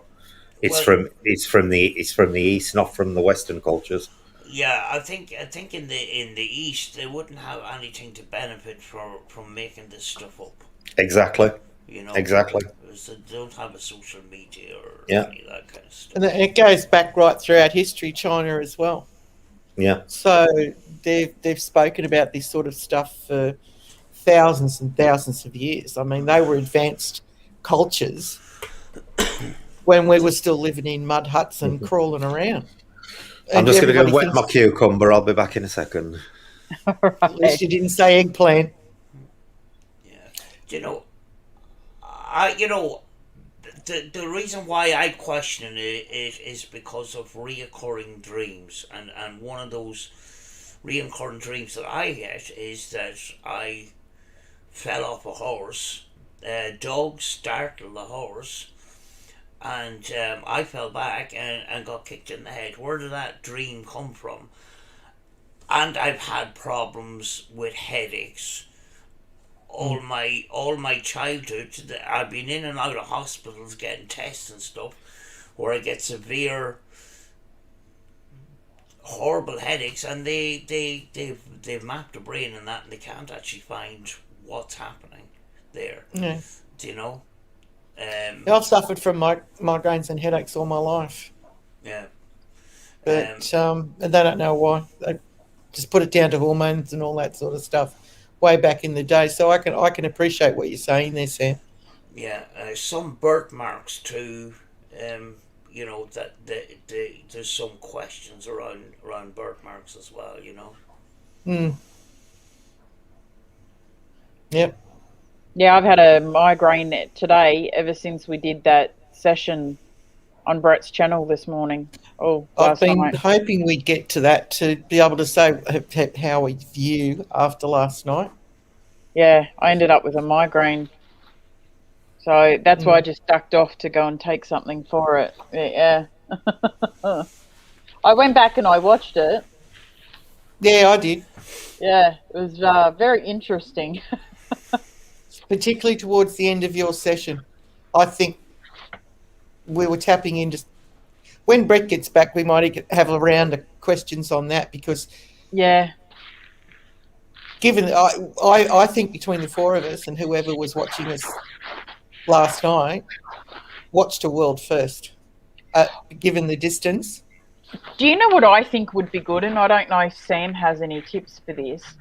I think it would be good if we found some way to warm the spirits up before I go into it, that way, whatever we were connecting with toward the end of the session, it would be good if we could have that for the whole session. Do you know what I mean? Yeah, Yeah. I think you were getting into the groove of something last night when Brett said give her a call and stop it, because I was a bit hesitant of stopping Yeah. it. But, you know, everybody was getting a bit freaked out in the chat. Why? Personally, I don't I was know fine. why. Yeah. But our concern for you at all times was paramount. So, yeah. Yeah. But personally, I would have let it go for another 10 or 15 minutes. Yeah, I probably would have too. Yeah. Just to, I think you were plugged into something. We were just sort of touching on last night. Julie said she's had a migraine. I'm just reading the chat. Yeah. Go on. Sorry, I was reading the chat. Let's have a quick round of because I've had a big change of heart. I watched it like Julie again today. Mm-hmm. And I've got a different conclusion to what I would have wound off with last night. Go on then. Oh, okay. Let's hear it. Don't say that and then just cut dead. Okay. Oh, that's the big excitement. That's the entertainment value tip. After watching it again tonight and watching our responses, and at certain periods, things that we experience, like the cold weather, the use of the word we in the responses, there was no I. Everything, it was a collective. Yeah.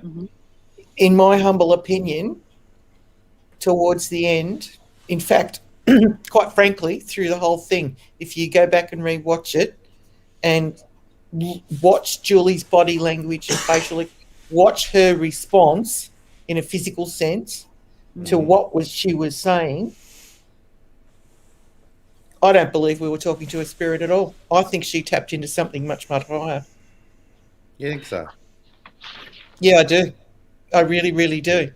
Do you know, I'll just share something with you guys really quickly, and I could see the moment that it happened when I watched back.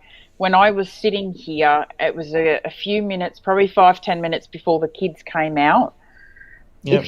I'm sitting here and you can see me kind of look to the side that way, because when I was sitting here, I was trying to listen, because it was almost like I could feel someone next to me, and I heard someone next to me, and I thought it was one of the kids, and that's why I was kind of listening in, but the kids weren't out here at that stage. And as Fairies just raised, patience was used a lot. Now, let's just imagine, if we will, come along a journey with me. That hypothesis that I've just extolled, that Julie chapped into something much, much bigger than a spirit. I don't think. Yeah, honestly, I the language. I wouldn't necessarily say we tapped into an higher power. I was convinced last night we tapped into a collective of some sort. I wouldn't necessarily say it was an higher power, but it was definitely a collective, because we even commented it on last night. It was all we and us. There was no I and me in that discussion at all. It was all we and us. And there was a couple of times, if you watch, when there was questions asked, Julie, your mouth started to go, because I noticed it a couple of times, as if you were about to say something and then you stopped. Yeah. Now, if you watch that video back a couple of times, and it was immediately after questions were asked, it was like you were about to say something and then you just suddenly stopped. It was really interesting to watch. Yeah.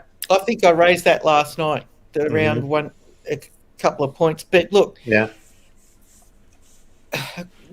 call it what you will for now, a collective mindset, like a hive mind. I don't know. Pop culture, think of the Borg in Star Trek. Yeah.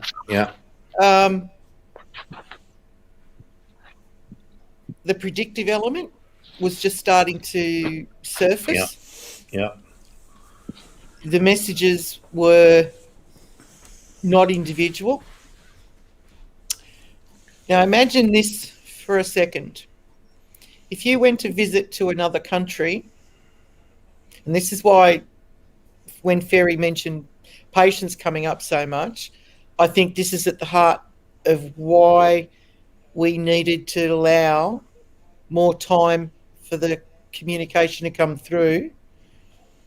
I understand we can't go all night, but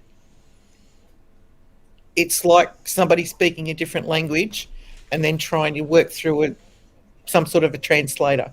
So Julie was finding, although the language on one changed, but that was one. There was only a reference to a potential negative, one out of many. Mm-hmm. Yeah. Many came up, patients came up, we, us. There was something more that Julie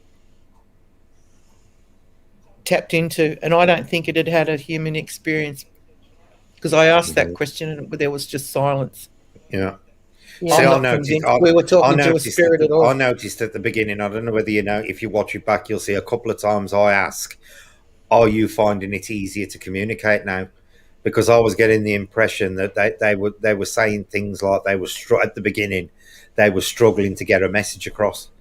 And if you notice, there's about 3 or 4 times where I actually say, you know, are you finding it easier to contact, communicate with us now? Because I got the impression at the beginning, by what was being said, that they'd got something to say, but they were struggling to get it across, sort of thing, for whatever reason. Whether it was the Yeah. actual message itself, or whether it was the means of passing the message, I don't know. But there was definitely that sense that there was a struggle to communicate at the beginning. Yeah. That they were doing something that they needed to do, and that was where I think the patience was coming from. They were basically saying, bear with us, rather than, go slower. I just think they were saying, bear with us, we're just struggling to get through. That was the impression I got from it.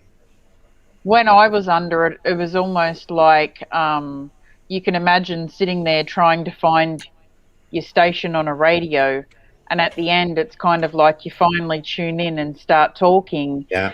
and things kind of calm down, and you can speak to whoever's there, and there was more language coming through at the end. Oh, there was as well. definitely language coming through last night. There's no doubt about that.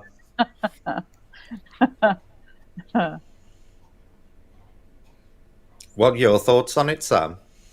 Because you're the one who does the most ITC amongst us all. Yeah, I mean, like, sometimes the reason why I don't be on camera sometimes when doing sessions is because sometimes I actually do close my eyes.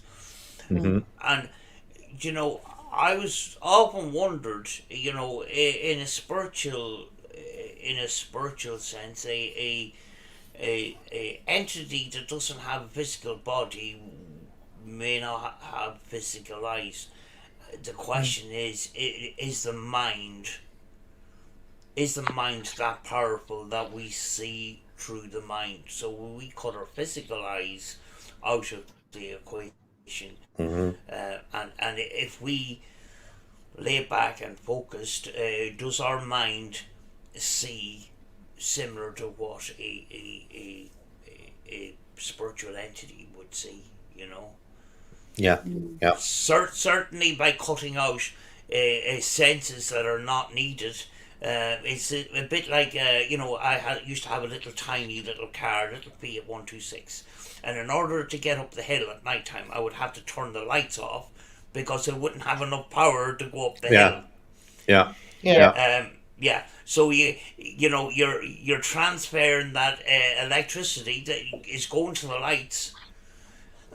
It was a dynamo system rather than an alternator system.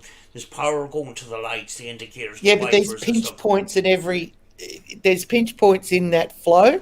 Yeah. You might look at it as phase from electronics, but there were in electrical engineering there are pinch points. And I think it was Brett or yourself Sam, she mentioned like a wave last night. It was, Yeah, yeah, Yeah, I think with communication you get a surge, and then you get it dips down, and then it comes yeah, back up. It comes yeah. back up again. Um, you know, and is that you know, we do this communication, but in our mind's eye, are we thinking, "Oh, I must go to the shop and get milk"? And that is that the point where we cut the that information. yeah. You know, Well, Mm. in that vein, Kanga's just asked a really good Oh, point. yeah, I was just looking at that. Can I just touch on what Sam said about mine before you mention what's it? Yeah, do what it, What is do what you interesting want. about mind is Sam says, is what is the mind capable of seeing? What we've got to remember is nature, when it comes to evolution and stuff like that, nature is never wasteful. Yet No, we have got a brain that we only use single figure percentages of. Yep. There's over 90% of our brain that we don't know what it's for, and it's not currently used. Now, this could tie back to us being genetically modified, or it could tie into the spirituality stuff. Is it because that other 90% of the brain is actually used for things that we would currently consider, paranormal or psychic? Mhm. Because nature is never wasteful, never. Nature agreed. is probably the most efficient thing on the planet. Now, it's totally inefficient for nature to give us a brain that we don't use 90 odd % of. that's Mm. So true. it does Yeah. make you wonder: is that unused part there for a reason? Yeah, A part absolutely. that we're not currently making use of. Sorry, Hence, Deb. Now, now you can touch on now you can touch on that will Kanga's segue question. into what Kanga's said. I wanted to ask: is there a better way for them to communicate with us? Oh, now it's lost. What would Hang on. they prefer? We're calling the shots as far as the method goes, and it could all be wrong, counterproductive. Yeah, thank you for that. Yeah, I think, and Fairy just agreed with us as well, that it was translation. We were using English or one language, Mhm. and they're trying to communicate in another, and we got lost in translation. I Yeah. think we needed to think differently, hence other parts of the brain, maybe. Mhm. We were asking human questions.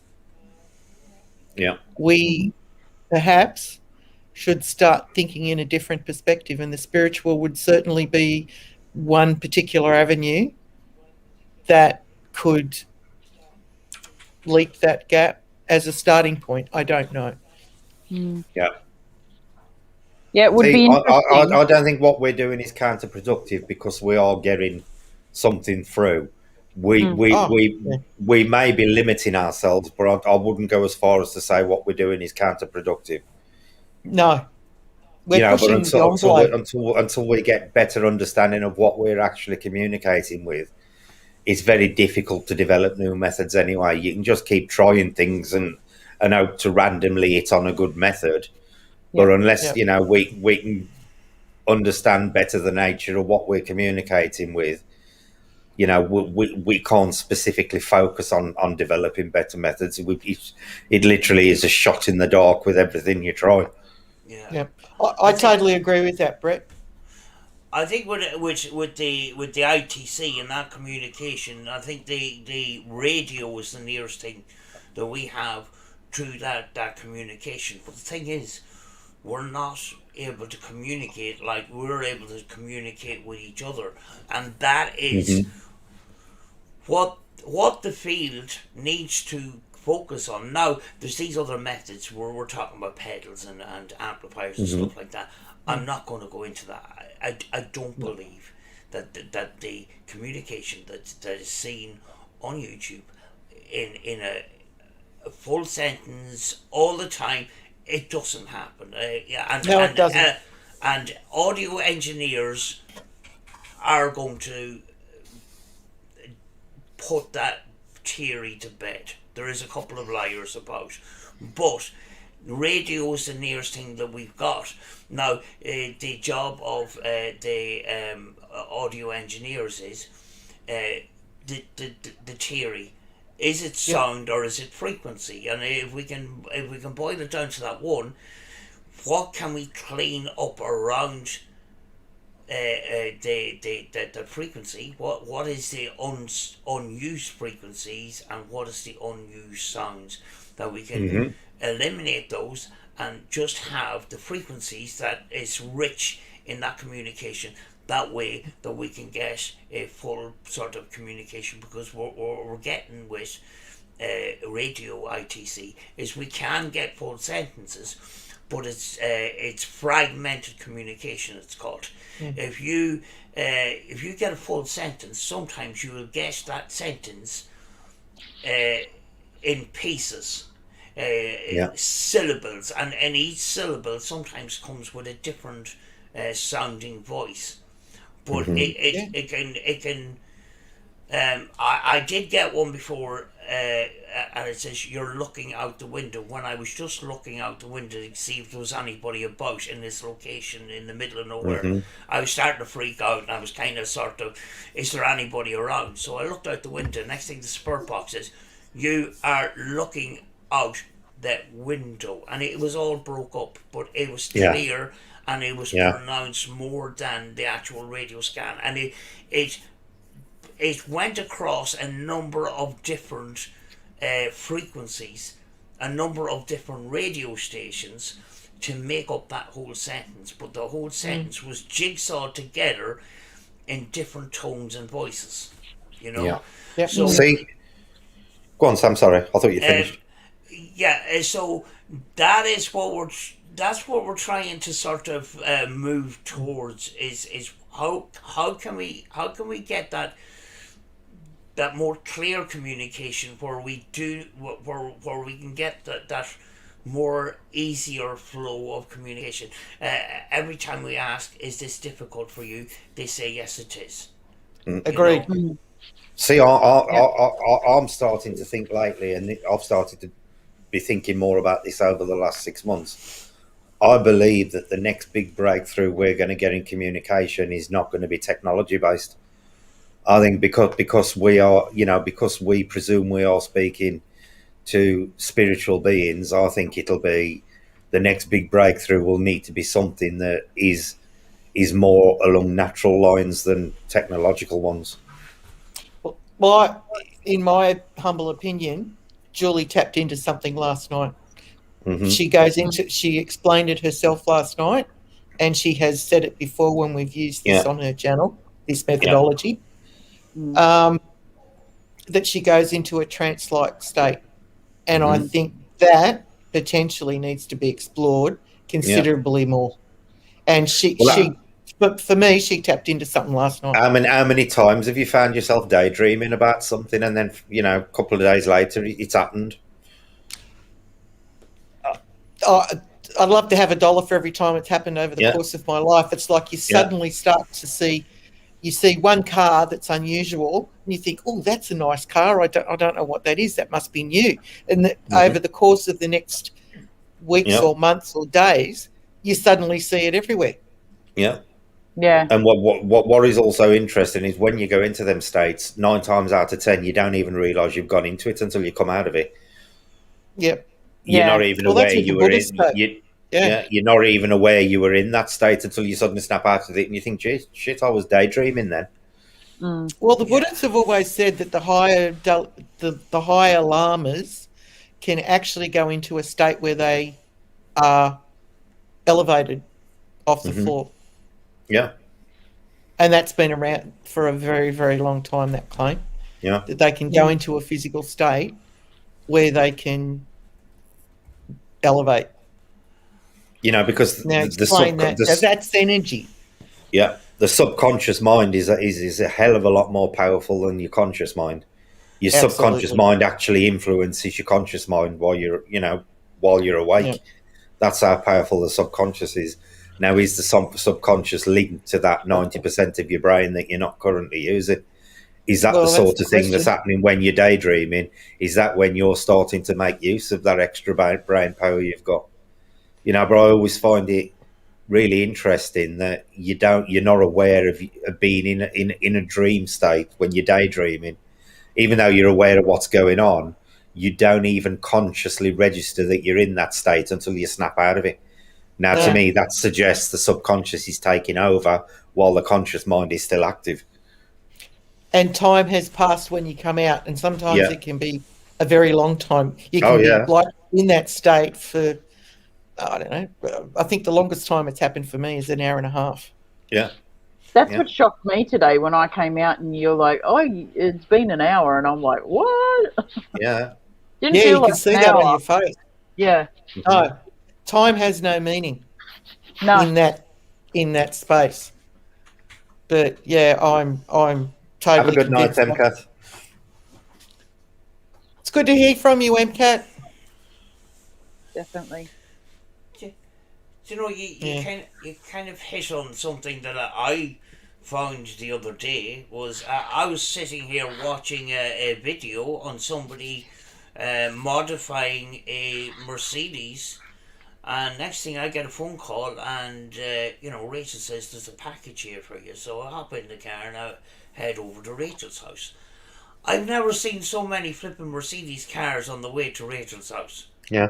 And the thing is, I didn't see any other cars. Everything I seen, was Mercedes because I just watched it on the computer, and then next thing I've come across so many Mercedes, but the thing is I blanked out the other cars. So Yeah. it's kind of weird how the mind sort of works. Yeah. And this And we refer This- to that as synchronicity. yeah, Yeah. and Yeah. this idea of switching off our headlights, we heighten our other abilities like our Yeah. hearing and stuff like that we claim we've got five senses. Who's to say that we have only got five senses?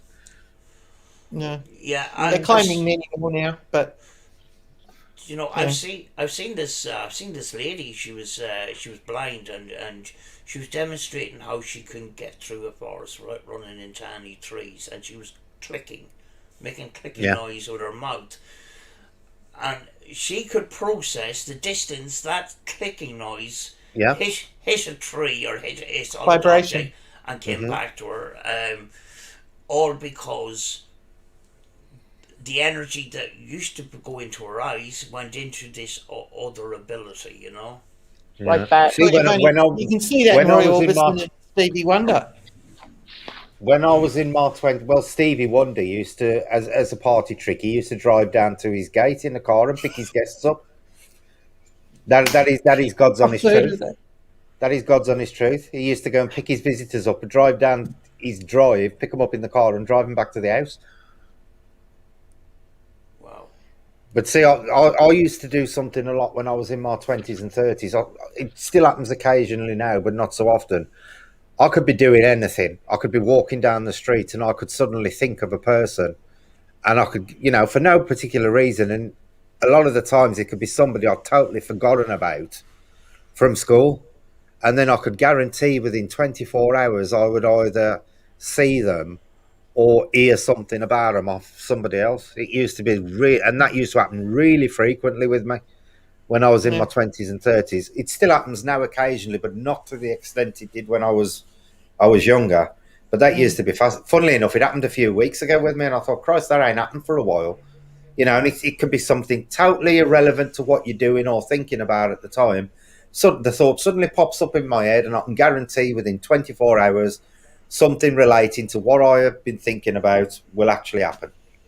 Yeah, That's your Or sense. I'll hear reference to her. Yeah. that's using your other senses. Yeah. Yeah. I'm going to need a minute. I'll be back in a second. Okie dokie. You have to wet And your wait letter. for it. There it is. Yeah. Yeah. I need the restroom. You shake that eggplant of yours, dear. You go for it. Now she's thinking, shit, I need to go quick. Yeah. But that used to happen a lot with me, an awful lot. and it's petered off as I've got older, but it still happens occasionally, and it's totally random thoughts. You know, a couple of weeks ago, I actually thought about somebody who I used to go with at school, and I've totally forgotten about him. I haven't thought about that person in 30 years, literally. And they suddenly popped up in my head, and I was like, oh, I forgot about them. And then I went on Facebook the following day, and they had popped up on another friend's Facebook post. It was I get that a lot. It's really strange. Being on the Willoughby Girls High homepage, which is the school that I went to in Sydney. Yeah. And I went over, 3 years ago now for the 40th school anniversary reunion. Okay. And the amount of people that I was like BFFs and hung around with in school that I hadn't seen in 30 or 40 years, they all said, oh, no, we're hooked up on Facebook and Instagram and all this sort of stuff. And I'm like, really? And I thought, it never occurred to me. And I've even forgotten some of their names. Yeah. But Fairy's just raised another interesting point.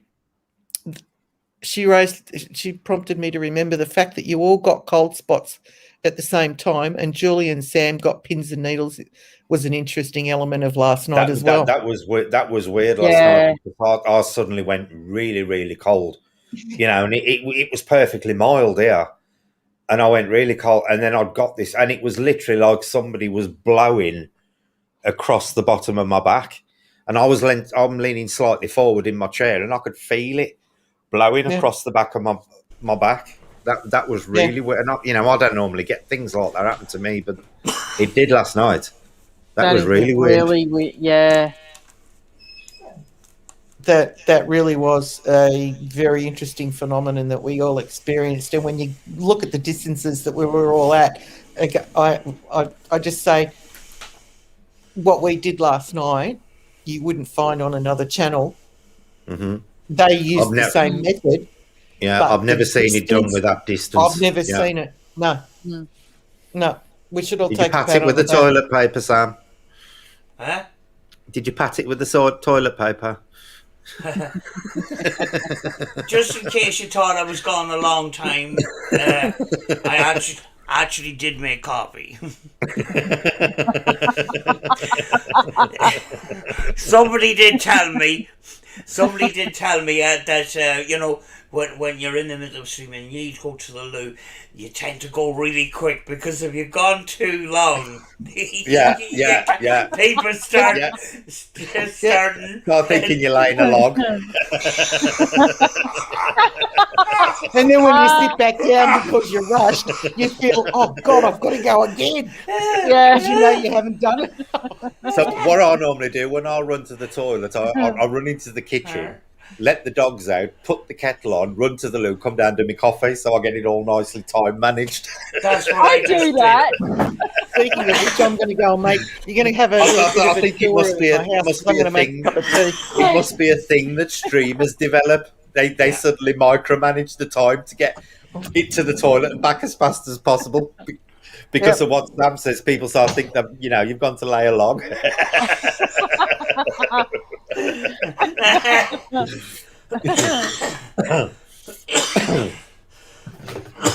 You're talking, I can hear you. Okay. I do think that is genuinely a streamer thing. Because you do start to get paranoid. Shit, they're going to think I've been gone too long. What are they going to think I was doing? Yeah, no, it'll be fine. Oh, I'll show you. See there on our kitchen wall? Yep. That's an abstract. That's a great big sunburst. We've had that for years. Cool. I like minimalist stuff like that. Yeah, me too. Yeah, it's made out of wrought iron. Oh, cool. That is very cool. We have a lot of natural materials. That'd look nicer on my wall than yours, Deb. No. You should post it to me. It's huge. I wouldn't even know how to pack it, let alone bloody post it. Well, could you imagine sending some of that size and weight from Australia to here? Oh, God. Yeah. Wouldn't bear All right. thinking about. I'd probably be No, cheaper going to a blacksmith and getting him. Yeah, just copy that, will you? Yeah. that's right. Actually, For what it's I'll costing put, postage. I'll put you back outside because I just want to go and get another jumper if I'm going to sit out there because You're it's a making little us bit sound like chilly the out cat. there. I'll Oh just no, he's on pretend his. you're outside for the night. Have a go at this cat, right? Yeah, let's We've see. got the gas heater on, That's cool. and here he is. Oh, hello, Well, he's baby. comfortable. That's Sir Puss. Hey, We've got Sir Martha, his winter Martha were lying cushion and his fast asleep blanket out behind me on today. the sofa. Yeah, we got his I love winter cushion and his blanket out today, and he has been plonked there for hours That's doing typical his cat. He's smart. PhD in cat snoozing. Yeah, that's Okay, typical cat. I'm That's just going to typical move. cat in cold weather. Yeah. Oh, it's been bitter over here today. Honestly, it's like the first day of real winter. Black And the Rose fact has that I got a woke. question, Julie. Yeah, I just read that. Hey, You Black spoke, Rose. you spoke about other ways of communication. What are your thoughts on people with epilepsy, bipolar, and others, considering the electrical system of the brain is wired different? Well, my son's got Asperger's, and when he was young, he constantly said things to me and his mother that were extremely strange. He used to constantly insist that a woman used to come and sit on his bed. Now, he was only like 3 or 4 at the time when he used to insist this, and he used to call her nanny. And we were actually going through a photo album the one day of Julie's nan, and he pointed her out and said, "That's nanny." And Jay, my son, has often said, when he was younger, often said some really strange things concerning things he'd seen and heard in the bedroom. But that one about identifying and it was his great grandmother. She was actually he lived in the house where she lived, and he was 20 weeks old when she died. So there's no way he'd remember her. No. He was a 20-week-old baby, Mm. and he constantly insists that his nanny used to come and sit on his bed. And he actually pointed her out in an album the one day and said, that there's Nanny, and it was Julie's grandmother, his great grandmother. Yeah. And he's got Asperger's, and I know I've heard of other people who've got some kind of mental disability that seem to be extremely psychically gifted. So it does make you wonder. Well, that's what, like I've said to you guys before on past streams, is that my son, there's a couple of times where I know that I've seen something myself, and he'll come out and tell me, "Oh, I saw such and such," and I'll be like, "Oh, okay, what did they look like?" And he'll explain it to a T the same way that I have seen Yeah, it myself. yeah. Um, and he gets a bit scared sometimes, but as you know, Brett, like my boy is on the spectrum, so Hmm. yeah, it's very It does interesting. make you wonder. It It does make does. you wonder. Because what a lot of kids with Asperger's, it is all like autism. It is all sensory related. It's Yep. related to your five senses. So because they are having to filter out their normal senses, are Mhm. they using a sixth, seventh, or maybe eighth sense to compensate? Because as you know, as Sam was just saying about the blind woman who clicked, when anybody loses one of their senses, the other four automatically compensate Yeah. for it. With people on Asperger's, a lot of the time they have multiple sensory problems, so they tend to tone down the hearing and the sight and stuff. So Yep. because they are losing multiple senses, are they then utilising other senses that we're not currently aware of Mm. to compensate for it? Yeah, it's very interesting. I know Xavier, when he was in preschool and kindergarten, he used to have noise cancelling headphones every Hmm. time they did a practice fire alarm or something, because Yeah, it was yeah, sensory overload for yeah, him. yeah, So yeah. yeah.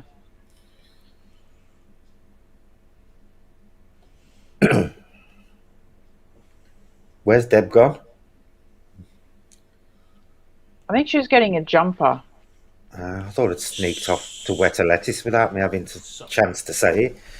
Probably has. So I'll scuttle off before Brett has a chance to comment. I never knew anything about sensory rooms or anything like that. And I was in this abandoned hospital. I walk into this room, and all the rest of the hospital looked clinically fine. Yeah. Open up this door, and it's this black room, and there's moons and stars, and Yeah. and then the infinity mirror and all the lights and everything. It's just absolutely fantastic what I seen there. Yeah, Wow. Went back and about it's 3 actually years becoming ago. more common again, isn't it now? Sensory treatments. Yeah. But Yep. that to me was a gold find. I just wasn't expecting it. Yeah. It went back. I think it was way back when I started exploring originally, sort of thing. I went back Yeah. about, it was 3 years ago. But Wow. to reinforce the autism thing, what is also interesting, if you go back to 20, 30 years, sensory deprivation was a big thing in the paranormal, and they were getting a lot of really good results by using sensory deprivation. Yep. By killing off the five senses, they were getting better results. So is it working on a similar kind of thing for people who are on the autism spectrum? Or Is it because epileptic. they is it because their senses are constantly restricted because they're having to just cope with everyday life? Are they utilizing these extra things just as sensory deprivation was working in the 80s and 90s when it was Well, really popular? and it was. I used to use flotation tanks, Yeah. Yeah. See, and I'd have I couldn't cope with it because I'm claustrophobic. I would freak out. I wouldn't be able to relax like that. They use I those had as some therapy nowadays. Yeah, they do. Yeah. to calm schizophrenics. Yeah. Yeah. But even for pain, they've got those. I don't know if you've ever seen them. They're pods filled with salt water, and you Yeah. just float on top, and it's meant to be good for bad backs and that. Yeah. Yeah. Yeah. That's why our pool's fresh water with magnesium, because it releases and relaxes the muscle. Yep. And we've got the heater that we can heat it into a sauna. Oh. But I had some in the 80s and 90s. Well, I've been using them off and on for years, but in the 80s and 90s, I used a lot of flotation devices and had some very, very bizarre experiences, I can assure Yeah. you. Yeah. Yeah. Astral travelled quite a lot. And That went is, into a actually, that is Yeah, something. I was able that to is stop something. my heart, slow my heart rate, my thinking, slow it got to the point where I had that kind of control with my breathing to slow everything down. That is something we can do on Friday's stream if you want to. But and this is something we can all do if you're all prepared to do it. We could do a sensory deprivation experiment where one at a time we all blindfold ourselves and sticking headphones on, playing something, and the other three ask a question, and the other person just says words that are randomly popping into their head.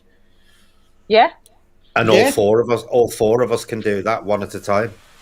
Yep. Where you just, as long as you're more willing to do it. I know I'm going to look ridiculous sitting there with your headphones on and your blindfold, and you basically, the way you do it is the other three ask questions, but not use the spirit box. Yeah. You basically just say whatever pops into your head. So the three of you could actually decide on a word, all try and send it to the fourth one, and see how close they get to what you're saying. Now that's an interesting experiment. I'm in. Yeah. How Yeah. do we know when the answer? Would that be text or You just keep anytime a word pops into your head, you just keep saying it. all right. So whenever and then whatever the question is asked, whenever you'll see if the answers change, then and anything you say after that question is relevant to what the other three have decided on. So it's like combining your dog card with the spirit box session, and it's how sensory deprivation works. So we try and transmit to the fourth person the word. Right, yeah. That'll be an interesting one, and all four of us can take turns in doing it. Yep.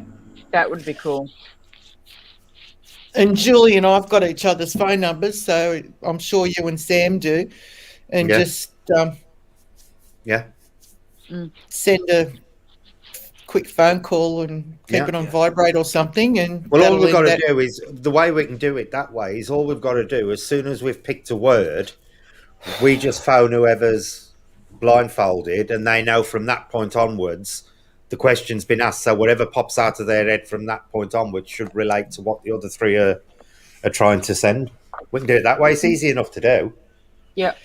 Yeah, my choice is going to be music, but at a meditation you can get some downloads and that off YouTube. Well, I'll just At a download. certain I'll frequency, just download a white noise free file and play that.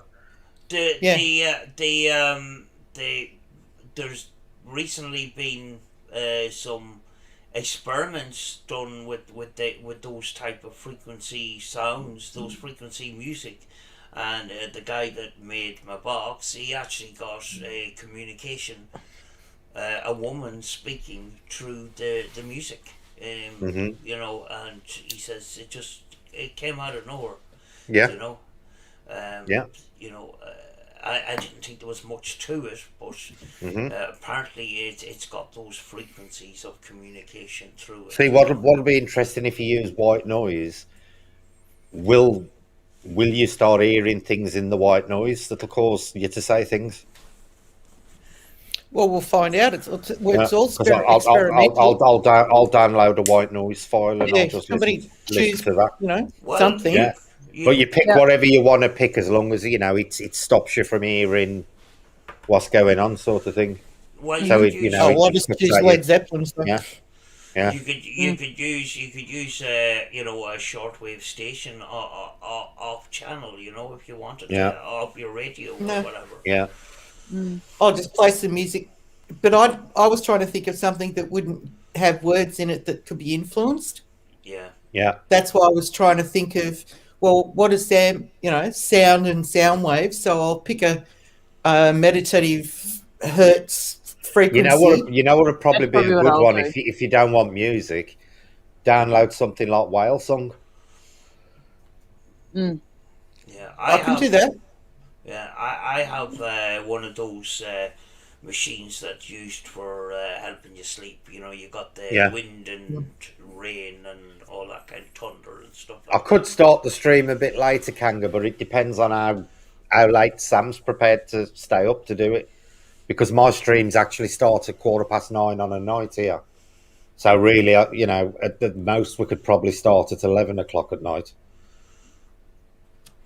Because otherwise we'd be streaming at like midnight all the way through till 3-4 o'clock in the morning. At which point we're going to be that knackered, none of us have had any sleep. Yeah, well, today was a bit of a wipeout, I can assure you. But yeah, I didn't get much sleep. I tossed and turned, and I was reevaluating in my mind, and my mind was just going. Yeah, so we could probably push it back 2 hours, but that means, you know, me and Sam would start at 11:15. But it depends on whether Sam's okay to do that. Oh, I love Tibetan singing bowls. Yep. We could do that, yeah. Yeah. I recently done a demonstration of the singing bowl, and somebody. You're really good with that bowl. Was it on your stream? It was on mine. It was on Brett. It was on Brett's, yeah. Yeah, you're really good with that bowl. I love the bowls. Yeah. There's a trick to it, and a lot of people put it in the palm of their hand. But the thing is, if you put too much of your skin on the bowl, you'll actually dampen. Yeah. Your hand will be used as a damper. So I put it right there and put less skin on it as possible, because you want it. It's like putting your hand on a bell. If you if you ring a bell, and if you hand on it, it'll dampen it. So I put it. I have the singing bowl actually there. You just sit it right on you. I sit it on the side of my hand there, and I can get it up pretty high. You know. She's not coming here today. Shut up. It's right, the postwoman just walked past. I felt so. It'll be. Yeah, I was waiting for that.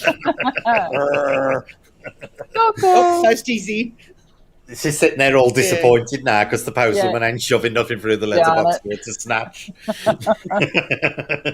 I'm looking forward to this now. That's a great experiment that Yeah. you thought up that'll there, be Brett. good. Yeah. Particularly we'll if Julie and I we'll- use different hertz frequencies. Yeah. That'll be really, really good. Yeah, I we'll like do these experiments. We'll do a Appeals to sensory my deprivation scientific one then. mind. You can also get an app on your phone called a frequency generator, and you can generate whatever frequency you want. Yeah, that's another good idea. It'll come out as a kind of a monotone kind of thing. I think what I'm going to do, I'll either get a white noise one or a whale song one. Yeah. Because whale song's all frequency. Yeah. A lot of the earlier researchers believed that the white noise had more frequencies in it than running water and things like that. Mm-hmm. Yeah, water's a conductor, so yeah, but fluid dynamics. Yeah. Anya says don't bother moving the thing; it'll just drag her ass out of bed. You go, girl. Yeah, I think it'd be wonderful. Mm-hmm. Oh, I'm looking forward to that now. Yeah.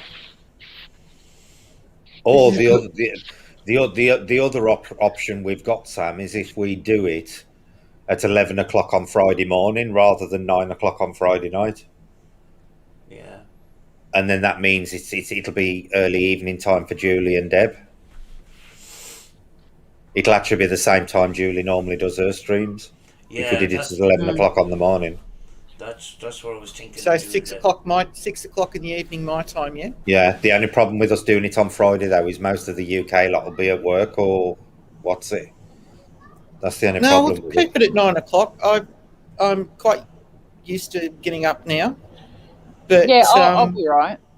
And it was a nice experience for Julie getting up that early. Good. She's got kids, mate. I was well impressed when I I came back onto the WhatsApp and I thought, oh, Julie's sitting there. I was expecting her to turn up an hour after everybody else. I surprised you. You did? Yeah. I was well impressed. Yeah. It was the kids creeping in that made me laugh. That was the funniest thing of the night. Yeah. Like she said, she's going to kill them three when she realises they're there. I could and hear the dialogue between Mon and Xavier. Yeah. Xavier thought you were having a sleep, and Mon was going, no. She was trying to explain it, and he was going, no, she's asleep. She's asleep. See, sometimes I'll be sitting out here and I'll be listening to my meditation music, and I'll just have my eyes closed, sitting back. Yeah, but do you normally sit there when you're asleep with headphones and a blindfold on? No, if I'm meditating, I don't have a blindfold on. I'll just sit back like that. But I don't have a blindfold on. No. That was She's got a blindfold on. Mum's having personal time. Yeah. Tell it to the hand. Leave Mum alone. Mum's got a boyfriend on us. Mum's got a blindfold on. Has got a boyfriend coming round. No, that don't happen. 1-800. 1-800 hooker baby. I spend my money on better things than that. So, yeah, we'll do that then. I'll get the thumbnail sorted out for it, and we'll do a sensory deprivation then. Okay. And we'll see the sort of things we all come out with. That'll be quite funny. Sounds like a plan. Because basically, the way you've got to do it, no matter what pops into your head, you've just got to say it as soon as it pops in. And it don't matter if you're spitting out 50 words a minute, as long as whatever comes into your head, you've got to say it. Yeah. So we're all gonna have our headphones and things on at the same time, all four of us. Is that the way we're doing it? No. The way we'll do it is we'll take it in turns, one at a time. Yep. One of us blindfolds and puts our what's it on, then the other three pick a word. Then we start looking at them and trying to get them to receive the word, I got and you now. then we'll phone whoever's blindfolded just till it rings, so you know it's started. Then from that point on, you just start saying whatever pops into your mind, and we'll Okay. see how close we get. It should be really interesting. It will be. It might be. It'd probably get quite funny at times as well. I have no doubt. Because people are going to be really shocked when they find out what goes on inside my head. We're not surprised. It's got a lot of poles in your universe, Brett. Oh, yes. I'll just be sitting there going, pole, pole, pole. Yeah. Aubergine, Turkey on a pole. turkey on a pole, turkey egg.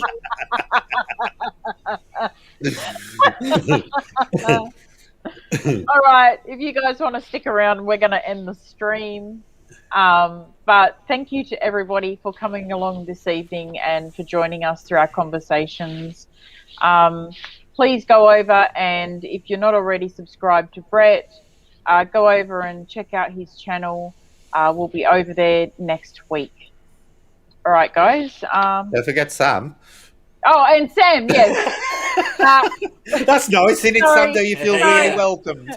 We are going to be doing some coffee mornings with Sam very soon, as she has when she finally gets round to sorting them out. Yes. So for anyone afterward, links are below in description for Sam and Brett. So click on the links and go and check them out. All right. See you, everyone. Bye. Bye. Bye. Bye.